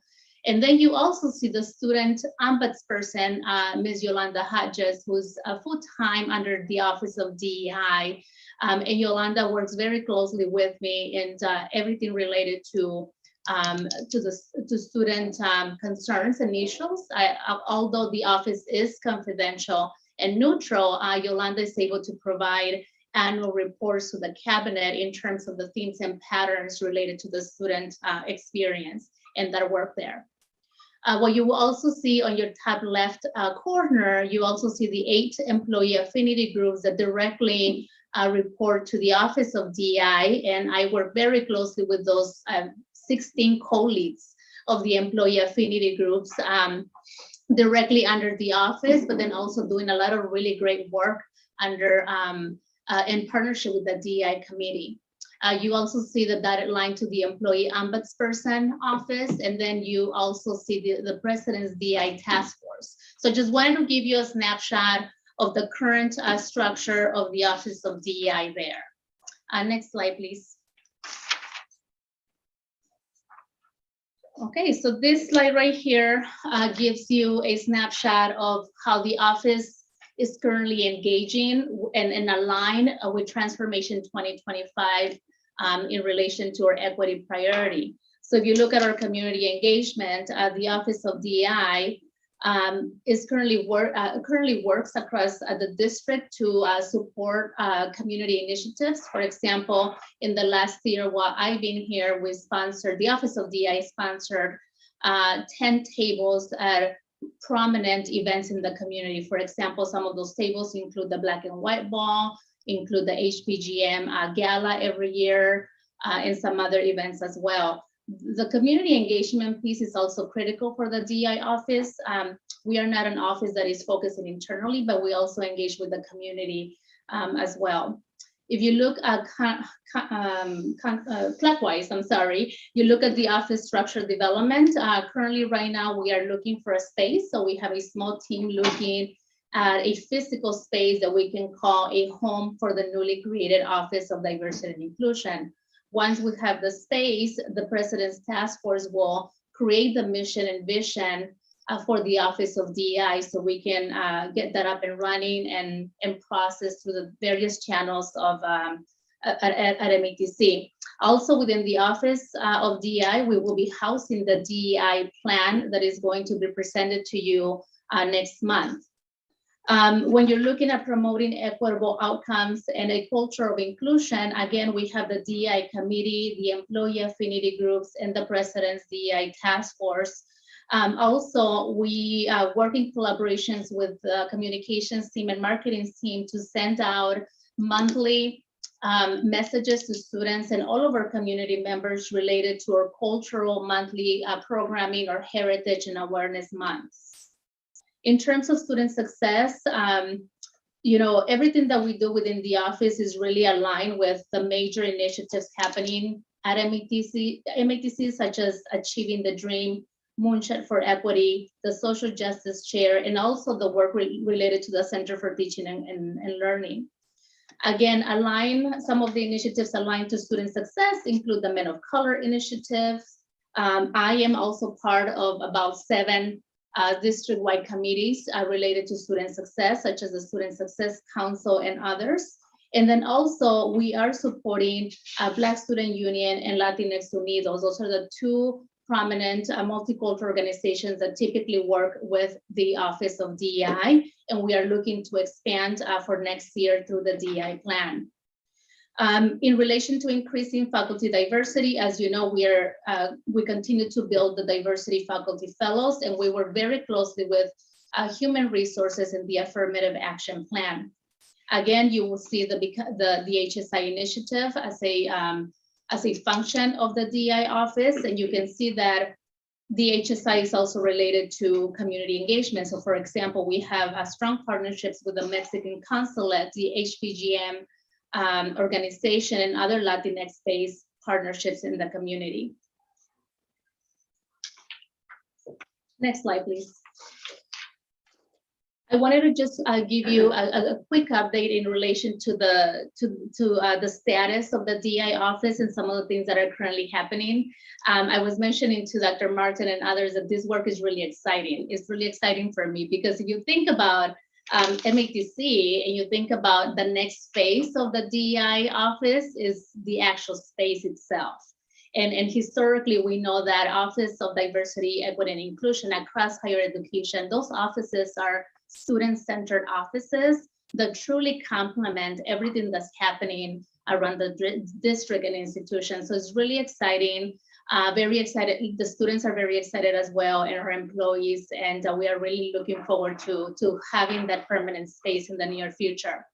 What you can expect next is that in June 2022, you will see the DEI plan. We actually have created a DEI plan with recommendations with the help of the President's Task Force and other input. So that's coming down to you next month. This plan outlines a 5-year plan for MATC. It has been reviewed by the council and the cabinet and different affinity groups. It delivers clear objectives and also a clear timeline for the direction of how we would like to move forward with diversity, equity, and inclusion at MATC. That concludes my update, and I am happy to answer any questions that you may have. Well, I'm going to start because I'd like to thank you, because I think our conversation last month talked about this visual and having us all put this together. So I know I pushed a little bit to make sure that you did that. So I appreciate your pulling that together, because I think there was a lot on there on both of those first two slides, but I think it was important for us to like put in perspective all of the different projects, initiatives, things that are happening. And I think I will be referring back to that often because I think that was very helpful. And I hope other board members find it to be too, because I think we talk about stuff and as we hear it auditorily, it's just like, where does that fit in? And it is exciting to think about the next physical space and all of that. And as you can see that growth. So I appreciate all the time that you put into putting that together, and it makes sense, and it is very exciting hearing that and all that. So thank you for that. Thank you. Yeah. Any other board members have any questions or comments of what you saw? Thank you. Yeah, thank you. We'll look forward to your report next month. Thank you. Our district student representative is unable to be with us today. Is called into work. So I will call on Dr. Sarah Adams for our enrollment report.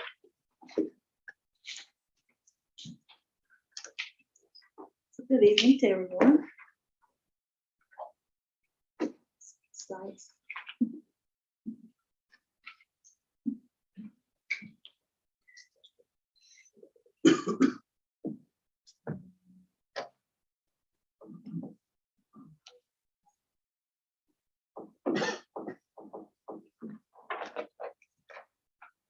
I'm just waiting on the slides.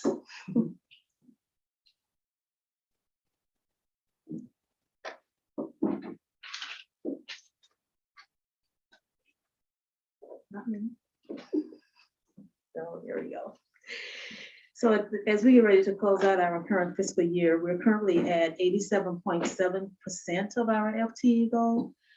We achieved 7,722, and we're off by about 12.3%, which is 1,078 FTEs.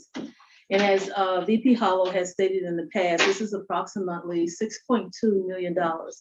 And based on the fact, and this is based on the fact that every 100 FTE represents $571,000.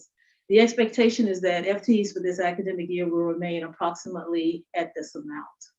Next slide, please. Now we get into our enrollment for our summer and fall coming up, our enrollment for 2023. And these numbers are current as of May 23rd. For the summer term, we need an additional 137 FTEs to reach the goal of 687 for the summer. Currently, we are 13.7% ahead of where we were last year at this time. And we are at 33.4% of goal for our fall FTEs, and this is about 7.7% ahead of where we were last year at this time for fall enrollment. Next slide, please. To reach our FTEs, several enrollment strategies are in play. This is only a couple listed, I only listed a couple of them here. We'll be conducting several face-to-face events for students where they have the opportunity to take the necessary steps to enroll, apply, submit transcripts, be advised, and actually enroll in classes. These events will also include opportunity for students that have already completed the admissions process to come in and meet with an advisor and to register. And this is in addition to the virtual sessions that we are also having. There are several events that are led by our recruitment area under Marwell Santiago that will be working with getting our direct from high school students enrolled in fall classes. And this is a collaboration between our enrollment, retention, and marketing areas. An initiative we are piloting for the first time this fall in collaboration with our general studies pathway with Dr. Sadiq, Dr. Brown, and one of the instructors, Dr. Kohesi, is something we are calling College in the Community. We are partnering with 3 of our CBO sites to provide one of our post-secondary classes at each of their sites. And the class will be English 195. And we picked English 195 because it's an English class that is included in a lot of our programs. So this will help the student move forward, but they'll be able to take that class within that community site. These sites have established days where representatives from various offices in the college, we will be on hand to assist those students in completing applications for admissions and financial aid, advising, and enrollment into classes. We're also working with them with career counselors so they know what programs we have, what programs they're interested in. So they'll be having all of those services right on site at those CBO sites. We'll also be working with them to provide on-site ID services for students. And we are moving forward during that semester. We'll also working to provide student workers at those CBO sites for those students, so they will continue to have that connection with MATC. Now I want to provide additional information of some of our expanded services in dual enrollment. And I would like to invite Erin Cherney, who is our manager of high school relations, to come up and share some of that information. Good evening, board. As you know, dual enrollment is an enrollment generator. So we're working really hard to make that a permanent enrollment strategy. This work that we do has been going on for over 30 years, but it's the last 15 years that it's really ramped up and we see the actual measures in place. So some of the things that we have done is, or as of lately, we're actually taking MATC on the road.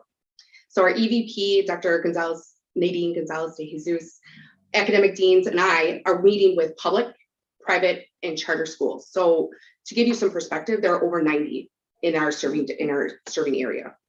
So we're meeting with these schools to re-engage our dual enrollment efforts. We're doing this to see what partnership opportunities exist, and this is actually what we found so far. Our initial meetings have shed light on the following opportunities. Transcripted credit. So when we have teachers in the high schools going through our credentialing process to become MATC certified adjunct instructors, so that students don't have to leave their high schools but can still take dual credit at their high school.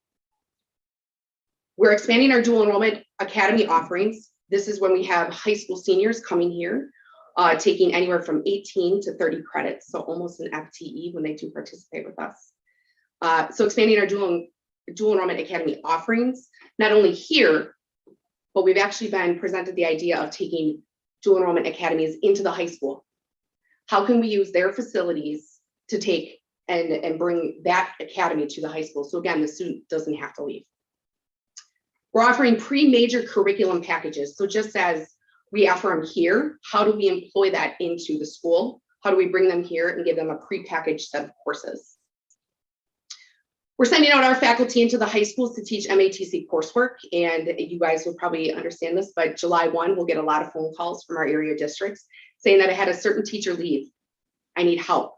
Can you send somebody to me because I have this many students enrolled in this class? We have one thing that also came to light was that we need to educate not only the high school administrators, but the student service staff or the counseling teams about what opportunities exist here besides all of the programs that we offer. What can my students right now participate in? And then how do I get them enrolled, right?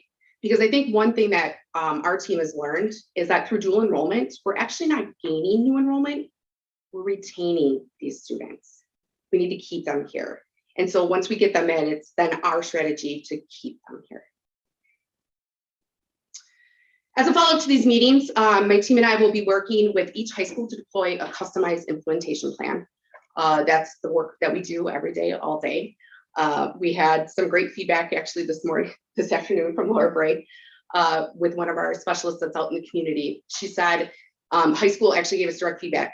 I've never had service like this before. I've never been engaged with MATC or any technical college at this level. And that says a lot about what we're able to do and how we're able to connect. Just want to give you guys some highlights of where we were this year and kind of where we expect to be.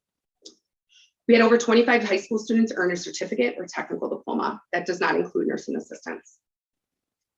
42 students completed the dual enrollment academy, and we have 71 in line for next year.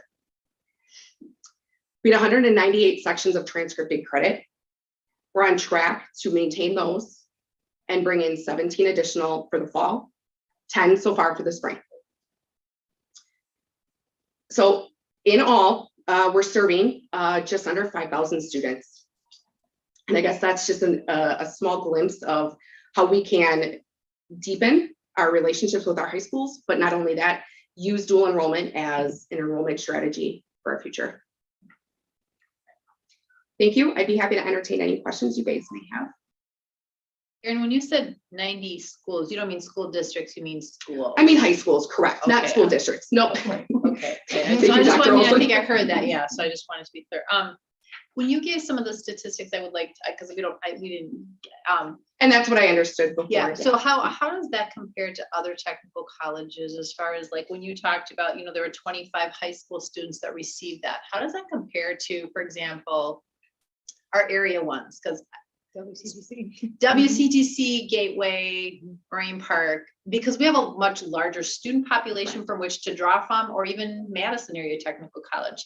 So when you tell me 25 and I'm looking at, we got access to 100,000, it does not seem like a lot of students. And so I guess the statistics you gave me, like without comparison data, makes it really hard for me to put that into context if that's good, better, or trajectory if we're headed in the right direction. So I guess something that I would like to see is those numbers compared to how they compare to the other technical colleges in the state, because I have nothing to compare that to when you just say we had 25 high school students. Yep, Yeah. I'd be happy to pull those reports Okay, for you. and get that those would to be you. good. Yep. Yeah. We do have outcomes-based funding, which does that automatically. We just got that report. So we'll Okay, make sure you good. all That would get be, it. I think that would be helpful. Thank you. Again, We're I'm kind gonna always we're talk not- data we're when not- I'm here. we're not at the So, top, but there's so we have room to grow, and this is a key area that we want to grow. right, I guess, and so you had talked about some strategies that you had provided, and I guess that's why it would be helpful to know how does that data align to where we're targeting those strategies? Like, so is that based on the data because we feel like we could be doing better in some of those areas? And then, as we talked about some of the pieces, even about the community-based or English classes, and they're like, how does that compare to some of the other data? I guess that's the parts that I'd be curious in that. Because I'd be happy to get that. yeah, for you. it sounds good. It's just a matter of putting it into context. Yeah, Absolutely. thank you. I can make a comment. Absolutely. I was very happy to hear that you are willing to train and educate everybody at the high schools. I know in the past I've come across with a couple different people from different high schools that are not necessarily aware of everything that we offer. And I know I've reached out to Tony at least once or twice before, just to let him know. But I think that's great. That's going to be huge. It's a big undertaking. It's going to be a lot of work. So kudos to you. We have a team that, yep, we have a great team that is willing to do it. And you would think that, they would know, but so many options. 90 high schools. Yeah. But they have so many options too beyond METC, I mean, they have to know about other colleges, so yeah. And actually, that is one of the things in comparing an ATC to other technical colleges, when you have smaller towns and a tech college that may have all of the resources that are accessible versus in Milwaukee, where there's lots of community organizations people may go to or whatever. So it's a complex sort of story. I have sort of a nerdy question. Okay.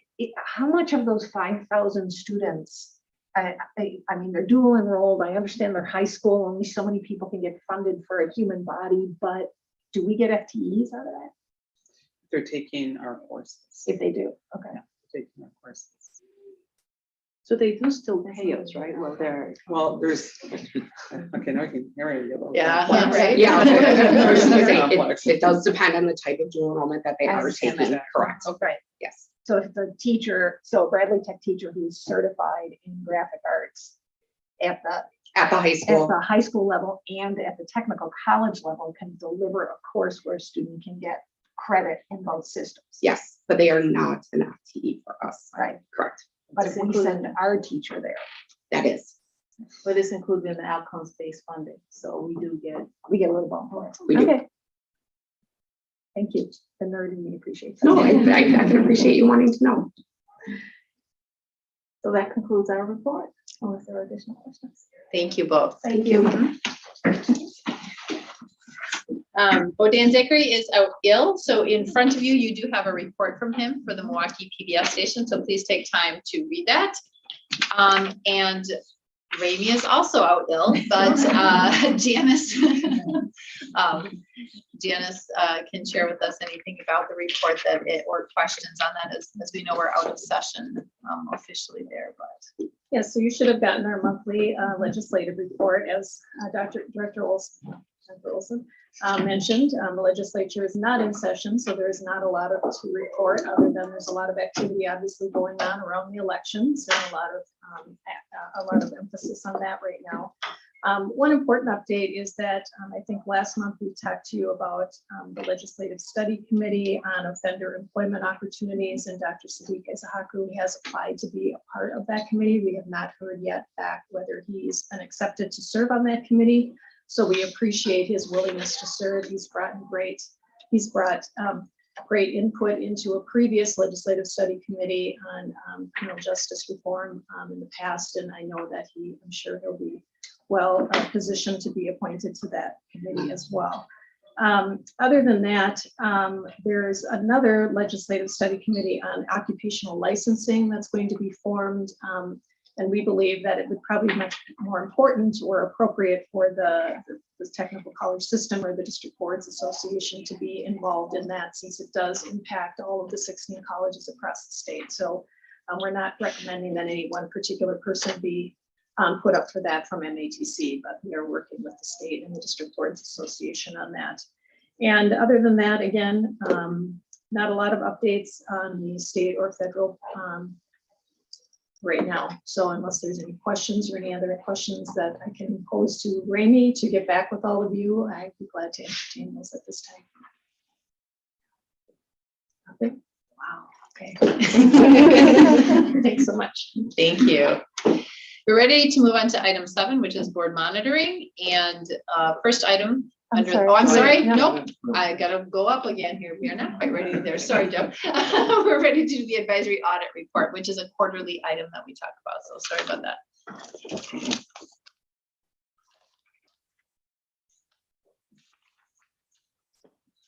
Okay, we had the advisory audit meeting last week, and we had an external audit update from the external auditors, Baker Tilly. Vaspi Joshi, Senior Manager of Baker Tilly, presented an overview of the 2022 audit plan. The scope of services consists of an annual financial statements, the single audit, and various additional reports. There's no change in scope from the previous year. The overview of the audit plan consists of the planning phase, which includes preliminary fieldwork, review of processes, controls, testing, and planning. This phase will take place in June of 2022. Phase 2 of the audit will occur in September and will include a thorough look at all of the numbers, grants, testing, and the single audit program. When complete, a presentation to this committee, the Internal Audit Committee, and the Board of Directors typically occurs in November. Second item that was discussed at the Advisory Audit Committee meeting was the compliance update. Kristen Ducato, MATC Assistant General Counsel, provided an update on compliance matters at MATC. She said we are all collaborating with the Department of HR and other offices on campus to offer training based on risks identified by leadership in the Office of General Counsel. In March 2022, MATC delivered a training in consultation with other outside counsel on the Americans with Disabilities Act, the Family Medical Leave Act. All 127 members of the management completed their training. During the summer of 2022, training on ethics, conflicts of interest, and public records law will be provided. It will focus on the college obligations, vendor relationships, and other topics in higher education. MATC is in the process of renewing its cyber insurance and expect to have a cost increase by 23%. We expect to be renewed, but with a higher premium. This third topic that was brought up was the internal audit update, was a risk assessment. Mr. Kubik gave an overview of the risk assessment process and the following 3 topics that are planned for review between the current time right now and December 31st, 2022. Number 1, pay equity. Number 2, faculty pay, Zancels. And number 3, data quality and consistency. The audit results, Mr. Kubik noted the audit compliance review 5, safety plans, classroom impact, was a review of 4 major MATC safety plans and their impact on classroom safety. It was completed as both the risk and compliance oversight group of the EH&S committee. They were initiated. As those groups, we're currently working to develop the framework for the college. Internal audit will provide recommendations rather than issues and action plans. Audit follow-up. Mr. Kubik noted that 2 action plans have been considered since the last meeting. Share knowledge. Mr. Kubik noted that internal audit is working on a project to create an internal audit webpage on MATC's internal portal. The committee was asked to share any feedback regarding the content. Finally, the advisory audit committee chartered self-assessment and was discussed. At the end of the meeting, all the pending items have been met, and it is the opinion of the internal audit committee we have met all the requirements for fiscal year 2022 and 2023. That's the end of the internal audit report. Are there any questions? Thank you. Thank you. Now, we move on to board monitoring. Dr. Dockford, and if others join you around the pathway presentation around healthcare. Thank you again. So I'm joined here by our new dean of the healthcare pathway, Dr. Hi, I'm Dr. Eric Goss. Nice to meet you. So we've shared the presentation with you with a voiceover as well. It's relatively short, but it's, I think, compact with good news. Would you agree?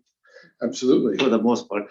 I'd like to go over a couple of highlights and we'll address any questions that you may have. So the first one, as we continue to see some decline in enrollments, I think healthcare continues to show growth in some areas in double digits, really a huge plus. Also, this is an area that leads the college in the number of new programs. Listed in your presentation is 6 new programs that we're implementing. Also, we're increasing partnerships. One more good news is the fact that we've hired 17 new faculty and staff. Over 50%, 53% of them are minorities, which is really great. The last thing is retention. We continue to struggle with retention. I think we can always do better and so on. Dr. Goss has taken a very close, deep dive, look, and he's looking to some improvements. The petitioning process, some of the courses leading up to some of these programs, and working very closely with the other deans to improve retention and access to some of our programs. Right, that's correct. We've implemented 2 committees within the pathway, and these are new, and these involve administration, but also our pathway advisors and retention coaches. And once we come back in the fall, faculty, we've already met with some faculty. One of the big things that we have found when we talk about retention is about 60% of the students in the healthcare pathway don't even get to us. They're struggling in anatomy, they're struggling in English, they're struggling in biochemistry and things of that nature, microbiology. So we've already met with STEM pathway around coming up with ways to provide supports for those students. We've just been awarded a grant where we will have 2 educational assistants for next academic year whose job will be to provide tutoring sessions, study groups around the basic sciences, not around, because we're not even seeing them at that point.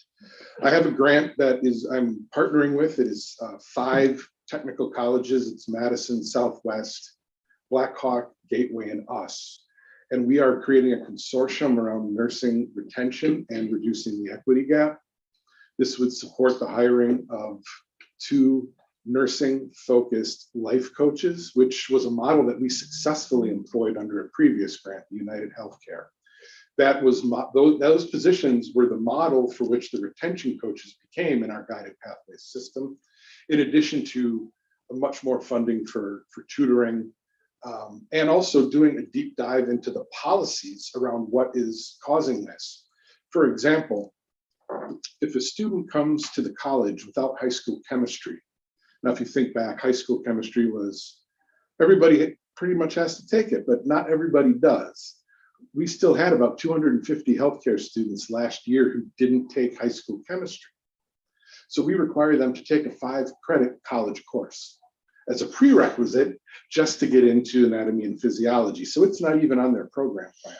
We're working with STEM to look at alternatives for that. We know what our sister colleges are doing around either waivers or lower credit prep courses, so the students don't have to if they're coming back to school after 10 or 15 years, dive into a 5-credit chemistry class right away. So we're looking to streamline that prerequisite process, eliminate hidden prerequisites that students might not even know are there, and ensure greater success, that they get the training they need for those classes, but don't bog them down at the front end with a heavy workload right away. So those are just a couple of examples, but we are really, this was identified by our pathway advisors. They kept saying, we're getting calls of students having struggled with chemistry. And we looked and said, chemistry is not even one of our required courses. Once we did the deep dive, we found this hidden prerequisite. So I have, like I said, I've met with the dean of the STEM pathway. We're down that road of looking at alternatives, and hopefully the next time that I report to you, we'll have much better retention numbers going forward. Yes. So you're identifying the issue in retention. The key issue is students' difficulty in certain classes. It's not getting internships. It's not family issues. It's not money. It's probably all of those. It's all of the above. It's all of the above. But you know, you look at the website and you come in and say, I'm going to take this. And then you meet with your advisor and they say, oh, you didn't take high school chemistry before you can start any of your other classes. So if you already have those money issues, if you already have those other issues, now we're adding five credits to your load that you didn't even have to take before. right. Yeah. So that I understand. But Yeah. then we're also hiring educational assistants. Oh, correct. Yes. You know, past this chemistry issue. Educational all of which assistants. sounds, excuse me, all of which sounds like really great plans. I mean, seriously, I'm not critical of that at all. I just wanted to get sort of this holistic view of, are the retention issues then that we're identifying are academic? That's the key thing in these healthcare programs. I'm going to say that we've identified a whole bunch of them, but this Okay. is our focus going forward. Just to give you an example, what Dr. Goss shared with this board is, you know, we looked at pass rates. And then as we look closely at these classes, in some cases, we sifted almost 40% of our students' incoming class because of these requirements, Gotcha. which is, you know, I mean, it's huge. So what can we do to make it better for them? But you're right, though. I mean, we have other factors that we look into and so on, but this is purely academic at this time. And our life coaches / retention coaches, they are trained and their job is to almost provide a wraparound assessment when those students come to them. Not only are you're struggling academically, let's get you help, but they also ask the questions. Do you need help with childcare, housing, those sorts of things? So that's baked into the model with that staffing.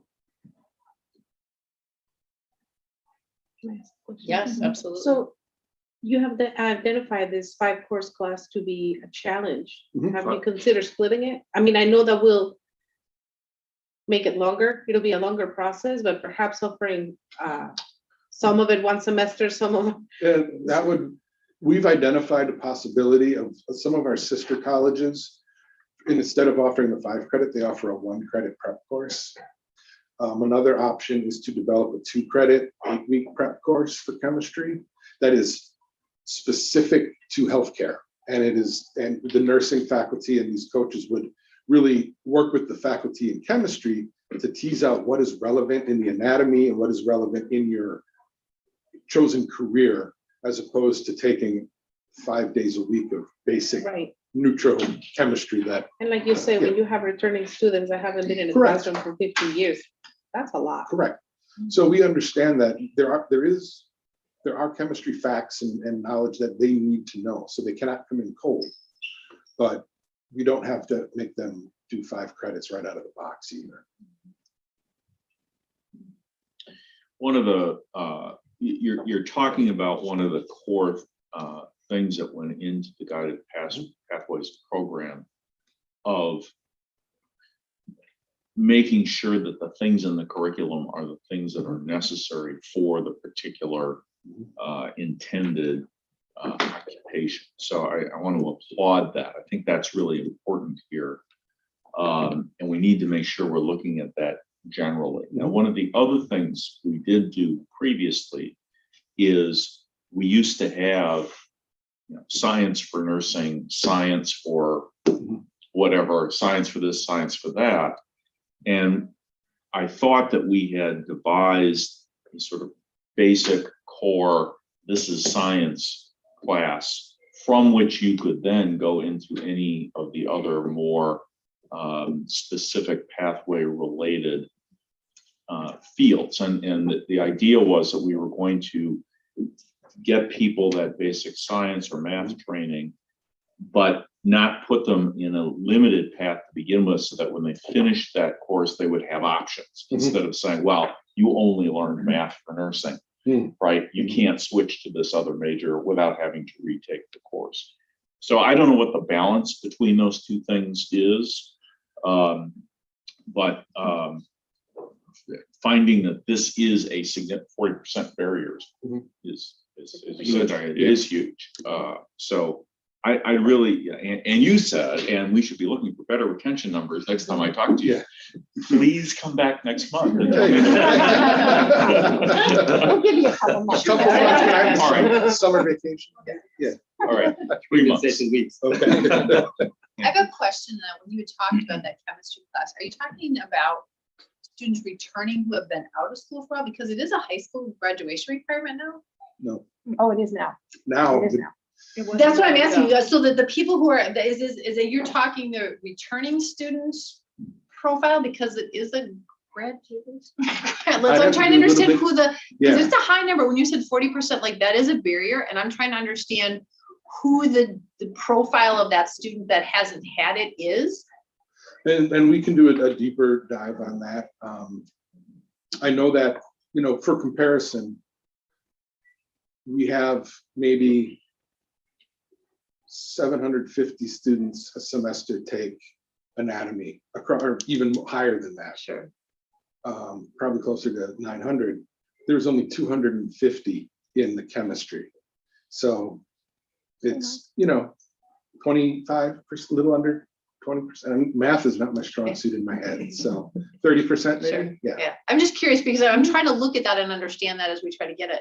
And I saw under the growth slide that you had talked about, again, I'm gonna always have that high school lens on there about trying to expand the dual enrollment beyond the nursing assistant. And so I think that one of the things that is important is trying to communicate back out to the high schools about, we do this in math, like we have so many kids who want to get to AP calculus in high school. The reality is that only about 5% of college majors require calculus. They actually require statistics. And so while people think like the epitome of knowing math is AP calculus, we really try to say like the majority of careers will need AP statistics. Okay. I also wonder that in terms of the science classes, I don't think we get enough feedback at the high school level of, given the choice of all of these science classes, hey, human anatomy, if you're thinking about the medical profession, is something you absolutely should have, and what those are. So I wonder about that in making a stronger connection with the high schools about those types of classes within their science and understanding that better, because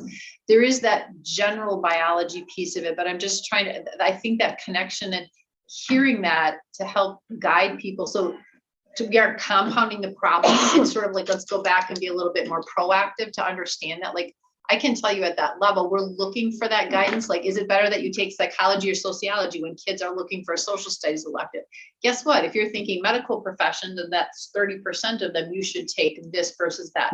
Something as simple that, I know that it sounds, but it doesn't compound that problem. And people always think it's crazy that I say, no, they need statistics more than calculus. And that's the reality. Sure. Like medical business, like name it. It's only your very few people that need that calculus. If I could, and we can break that down and Yeah. share that with you, but if you would take high school biology, high school chemistry, and then college level A and P, you'd be way ahead of the game coming into a college. Right, and you know that. So Right. my question is, how do you get what you know back early enough to 8th graders to say, like, this, it doesn't matter if you're going to 2-year, 4-year transfer, whatever you're doing, like, this is going to be the core of what you need, and this will serve you well if you are thinking anything in this whole arena. That's all I'm saying is like to No, not great perpetuate suggestion. that. We'll connect with Erin. I think she left. Yeah. I mean, that's exactly the kind of feedback we need. to Right, take because back that's to what I'm the saying, high like, school. we would want, and the counselor, like, just something, it sounds so basic, like, hey, you should take biology and chemistry.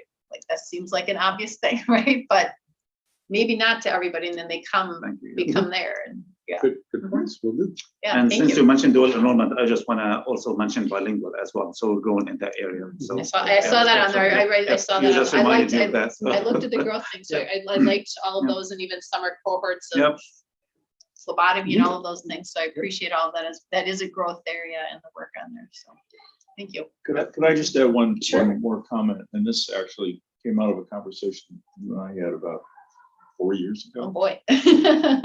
We need to be talking to the 5th through 8th graders somehow, because that's where the interest is developed, so that when they do those first personal educational plans, they're already thinking about us. Because if we fall into the old pattern of we start talking to juniors about where they want to go to college, it's way too late. And even freshman year in high school, given the way the personal education plan requirements are set up now, may be too late to get them interested in something early enough to actually include it in their plan. I have a high school sophomore, I'm well aware. Well aware. Okay, this is like you're the third person who used, I don't know if it's an acronym. Or Oh, something, yeah. SANSL, and I don't know what it means. Zancel, Yeah. these are non-teaching professional assignments. Say it And that's again. professional teaching, anything that's non-teaching assignment, we call it professional or special assignment. Okay. That's a Zancel. That's what we call it. Meaning, say, right. Is it an acronym? Z- I've heard it is at a least 5 different Z- people Z- that have used that. We are, Sorry. no, I wrote it down. I I wrote it down From too. public Me to too. Temple to this Yeah. point, people continue to say that. None of us Okay, know so what that it's- means. Oh, so sorry. No, it's Z ancillary. Like, Z is a report. ancillary courses. That makes Yeah. sense. We have been clueless this whole time. Yeah. Thank you for sharing, I like, just kept like. it's on my list, like, someone's gonna tell I me what finally that had someone I means. actually could ask. It's like, So- ask the people. that give me So the- note Thank to you. everybody presenting to us, don't use acronyms. We have may not no know idea. what they That is a are. local Like- thing that, like, we have no idea what Yeah. that meant. I thought it was a piece of software for HR, honestly. I did, because the way, Right. the Me too. context of it was, okay, Yeah. the I context of did people were too. talking about it, I thought it was They a piece of took away our software. I think the access to public them. comments Yeah, also Yeah, talked about yeah. it as well. That's, so- I thought it was. They all interesting. did, I and know, I it's- continue, and then, but I Okay. also heard it from presenters, so I'm like, Yeah. got it. So anything other than teaching, that's what we call it. I mean, when it's assigned to faculty. Thank you. Sure. It's additional pay for additional assignments. Of course. Okay. Okay. See, that makes more sense now, everything. Yeah, right, yeah. Oh, the whole night The makes whole more night, sense. like right now, We can clarity, present to you on that or 6:15. something. For the first 2 hours of the I meeting, think- we've been in a cloud, we've not known what people have been talking about. Thanks for asking. Yeah. Thank you. Thank you. Yeah. Next item is the fiscal year 23 preliminary activity plan and budget. This is just a review for this, and this is a statutory item. We talked about this earlier, that will be coming in June, so. Yes, it was, a PDF version was put on, if you had a chance, to look at it, and if you have any questions, I'll be happy to answer any questions. And the public hearing notice is kind of like a very condensed version of what that is. So, Just a small note, it lists me as a school district administrator on this report, which I'm Oh. clearly not. is it incorrect? Yes. We'll review that. Aspirational school district? No, No. no, no. I'll do some HR for a while, sure. Yeah. Harley will be surprised to know that that's my new title. My apologies. No worries, no worries. We'll get it fixed. I've been called way worse, so I'm completely fine. So going back to Director Baker's question earlier, this is based on the projected FTEs, and as we, close in and we look at mill rates and stuff like that, we will tighten that up a little bit as we come to the fall. We will have a better idea of where we are with some of those projections, and then also mill rate and some of those things that come from outside agencies, right? Right. The Wisconsin Department of Revenue will tell us in October what the size of our district is, and also any net, what they refer to as net new construction. So we get revenue for that. We make an estimate right now, and then we do an amendment to the budget in October in preparation for this. So everything will be amended if there's any changes between now and October. And as a result of the audit too, we also make changes too, because what we do is we make estimates for reserves, and then we'll know exactly what those reserve numbers are, plus, so everything. And I say that just because the FTE, as we continue to hear on a monthly basis, does drive where we are with a lot of this in the expenditures and staffing, and that continues to be that. And I think that people are very aware. And so those things come together. I mean, we're estimating right now to the best of our ability, but all of those things get more finalized in the fall. So thank you. Question. Sort of a comment, it's something I look at, and back to my comment earlier today that we do have a responsibility on using tax dollars wisely. We are charged Absolutely. with that. It's amazing looking at the mill rate since 2018. It's listed in here. I mean, our mill rate has continued to go down.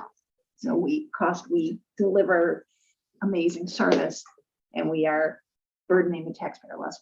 Yeah, and another, there's a couple things that come into play, but more recently we've had, so if you think about local, where there's a lot of our tax levy comes from local tax, and then also now there's a shift to move this to the state. So some of that, so we're taking the local levy away, and it's coming from the central state. So the state is paying for, and it's back in 2014, I think it was. That was when they took it was to relieve the local taxpayer. I see. So now there's each year the governor has just had like a $12 million that takes it off of all the schools each year. So there's like a $12.5 million that moves to state aid. So we get it directly from the state as opposed to from the local taxpayers. And that's based entirely on FTEs, or? No, it's legislative. It's they've determined how much of the levy is coming from the state. So we get, instead of levying local taxpayers, we get state. But I mean, how they divide that pot of money up at the state is based on FTEs in the colleges, or No, it's based on your tax? It's the size. It's the size of the Okay, district. so Yes. it's- Got it. Any questions about? When you said size, is that population? No, it's the size of the taxable, of the taxable. property within our district. So we're just, actually Madison's slightly larger than we are. as Isn't far that as- crazy? Yeah.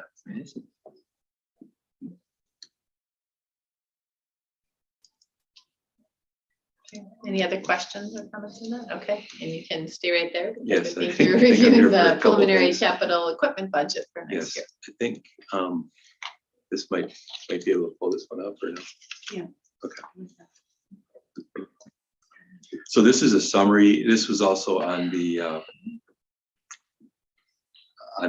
you could look at this, but it's kind of, we can make it a little bit bigger maybe. There we go.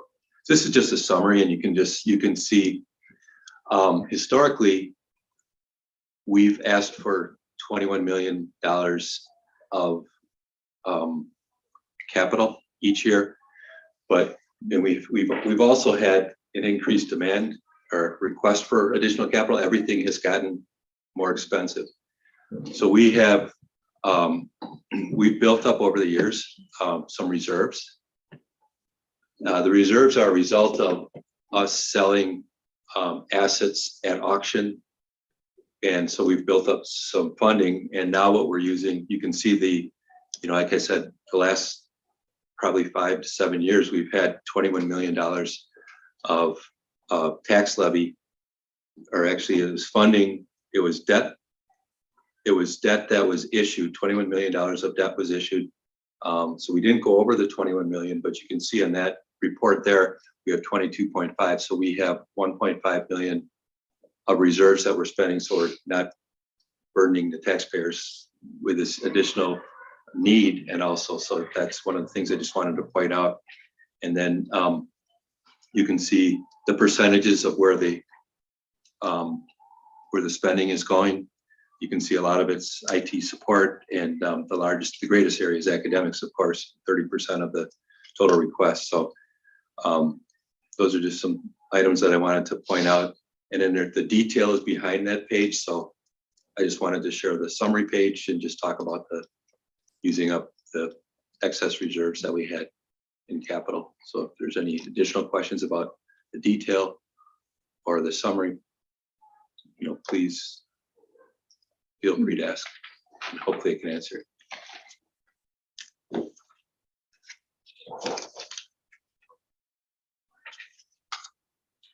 And if you haven't had a chance to look at it, you can always go take a look and see what. Not, I think you're the next item also, which is, I think, sitting in front of us here, the quarterly Yes. OPEB and FCC trust report. This is the results, the results as of March 31st. And we look at the FCC Spectrum Trust. And you can see on the left-hand side, we have the asset allocation in numbers numerically.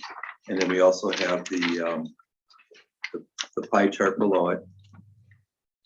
And then on the right-hand side, we have like a performance, we refer to as a performance summary.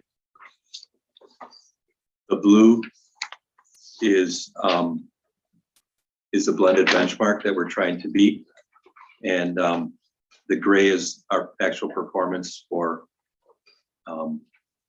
this. You can see the FCC fund is slightly beat the blended benchmarks for 1 year and a quarter, and the most recent quarter, I should say, and also in each other category, the past 3 years and since inception. And on the bottom, you can see the beginning market value at the beginning of January, in the lower right-hand quadrant. We had 105 million, 105 point almost 9 million. But you can see it went up to 108.9 at the end of March, from January to March.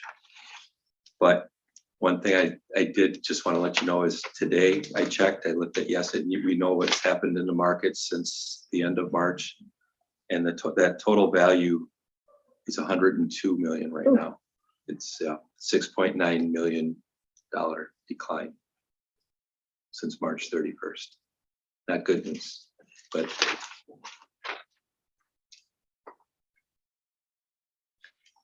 Oh, we can flip the page. I'm sorry, I apologize. Usually there's good news. The market has been going up, so it's been good news, but I just want to be transparent. So let's look at it this way. Since inception, we've made $40 million.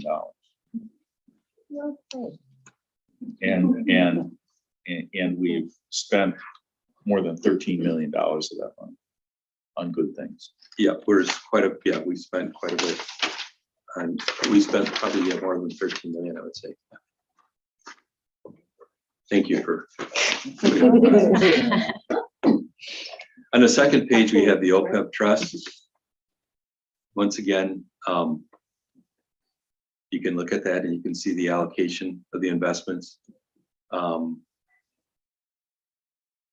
performance is slightly ahead of the benchmark in all categories. And so this situation, when I looked at the market value of this, and this is, it's not as bad. It's roughly $43.8 million is the value as of yesterday's close. And so it's only down about 815,000 from the end of March. So this one is a little bit more conservative portfolio. So it doesn't have the ups and downs as the FCC trust has.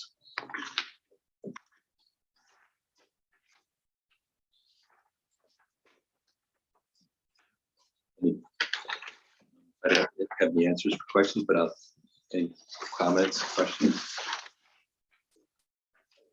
Thank you. On to new business. Is there any new business? Yep, Director Sure, Baker. we spent a lot of time talking about healthcare, and we heard in public comments and things about nursing, and perhaps the administration could send us information on that so we understood the situation or respond in the course of a future board meeting. Sure. Yep. Okay. Anybody else under new business? We mentioned already, but we have the public hearing on the budget, which is being done via Zoom this year on Tuesday, June 21st. And then a week later, we do have our monthly meeting at the end of June, which will be right back here at 4 p.m. And moving to the last item, which is closed session, I would entertain a motion to move into closed session. I move that the district board convene into closed session pursuant to section 19.851C and E of the Wisconsin statutes to discuss item 10A, President's Annual Evaluation. The board may reconvene into open session to take action on matters discussed in closed session under item 10A if necessary. Do I have a second? Second. Thank you.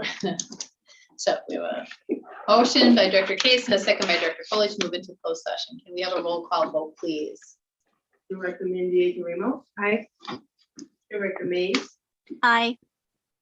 Director Baker, Aye. Director Case, Aye. Director Diaz, Aye. Director Foley, Aye. and Director Olson. Aye. I'm gonna ask for a 10-minute convenience break here because we've been I sitting here for agree.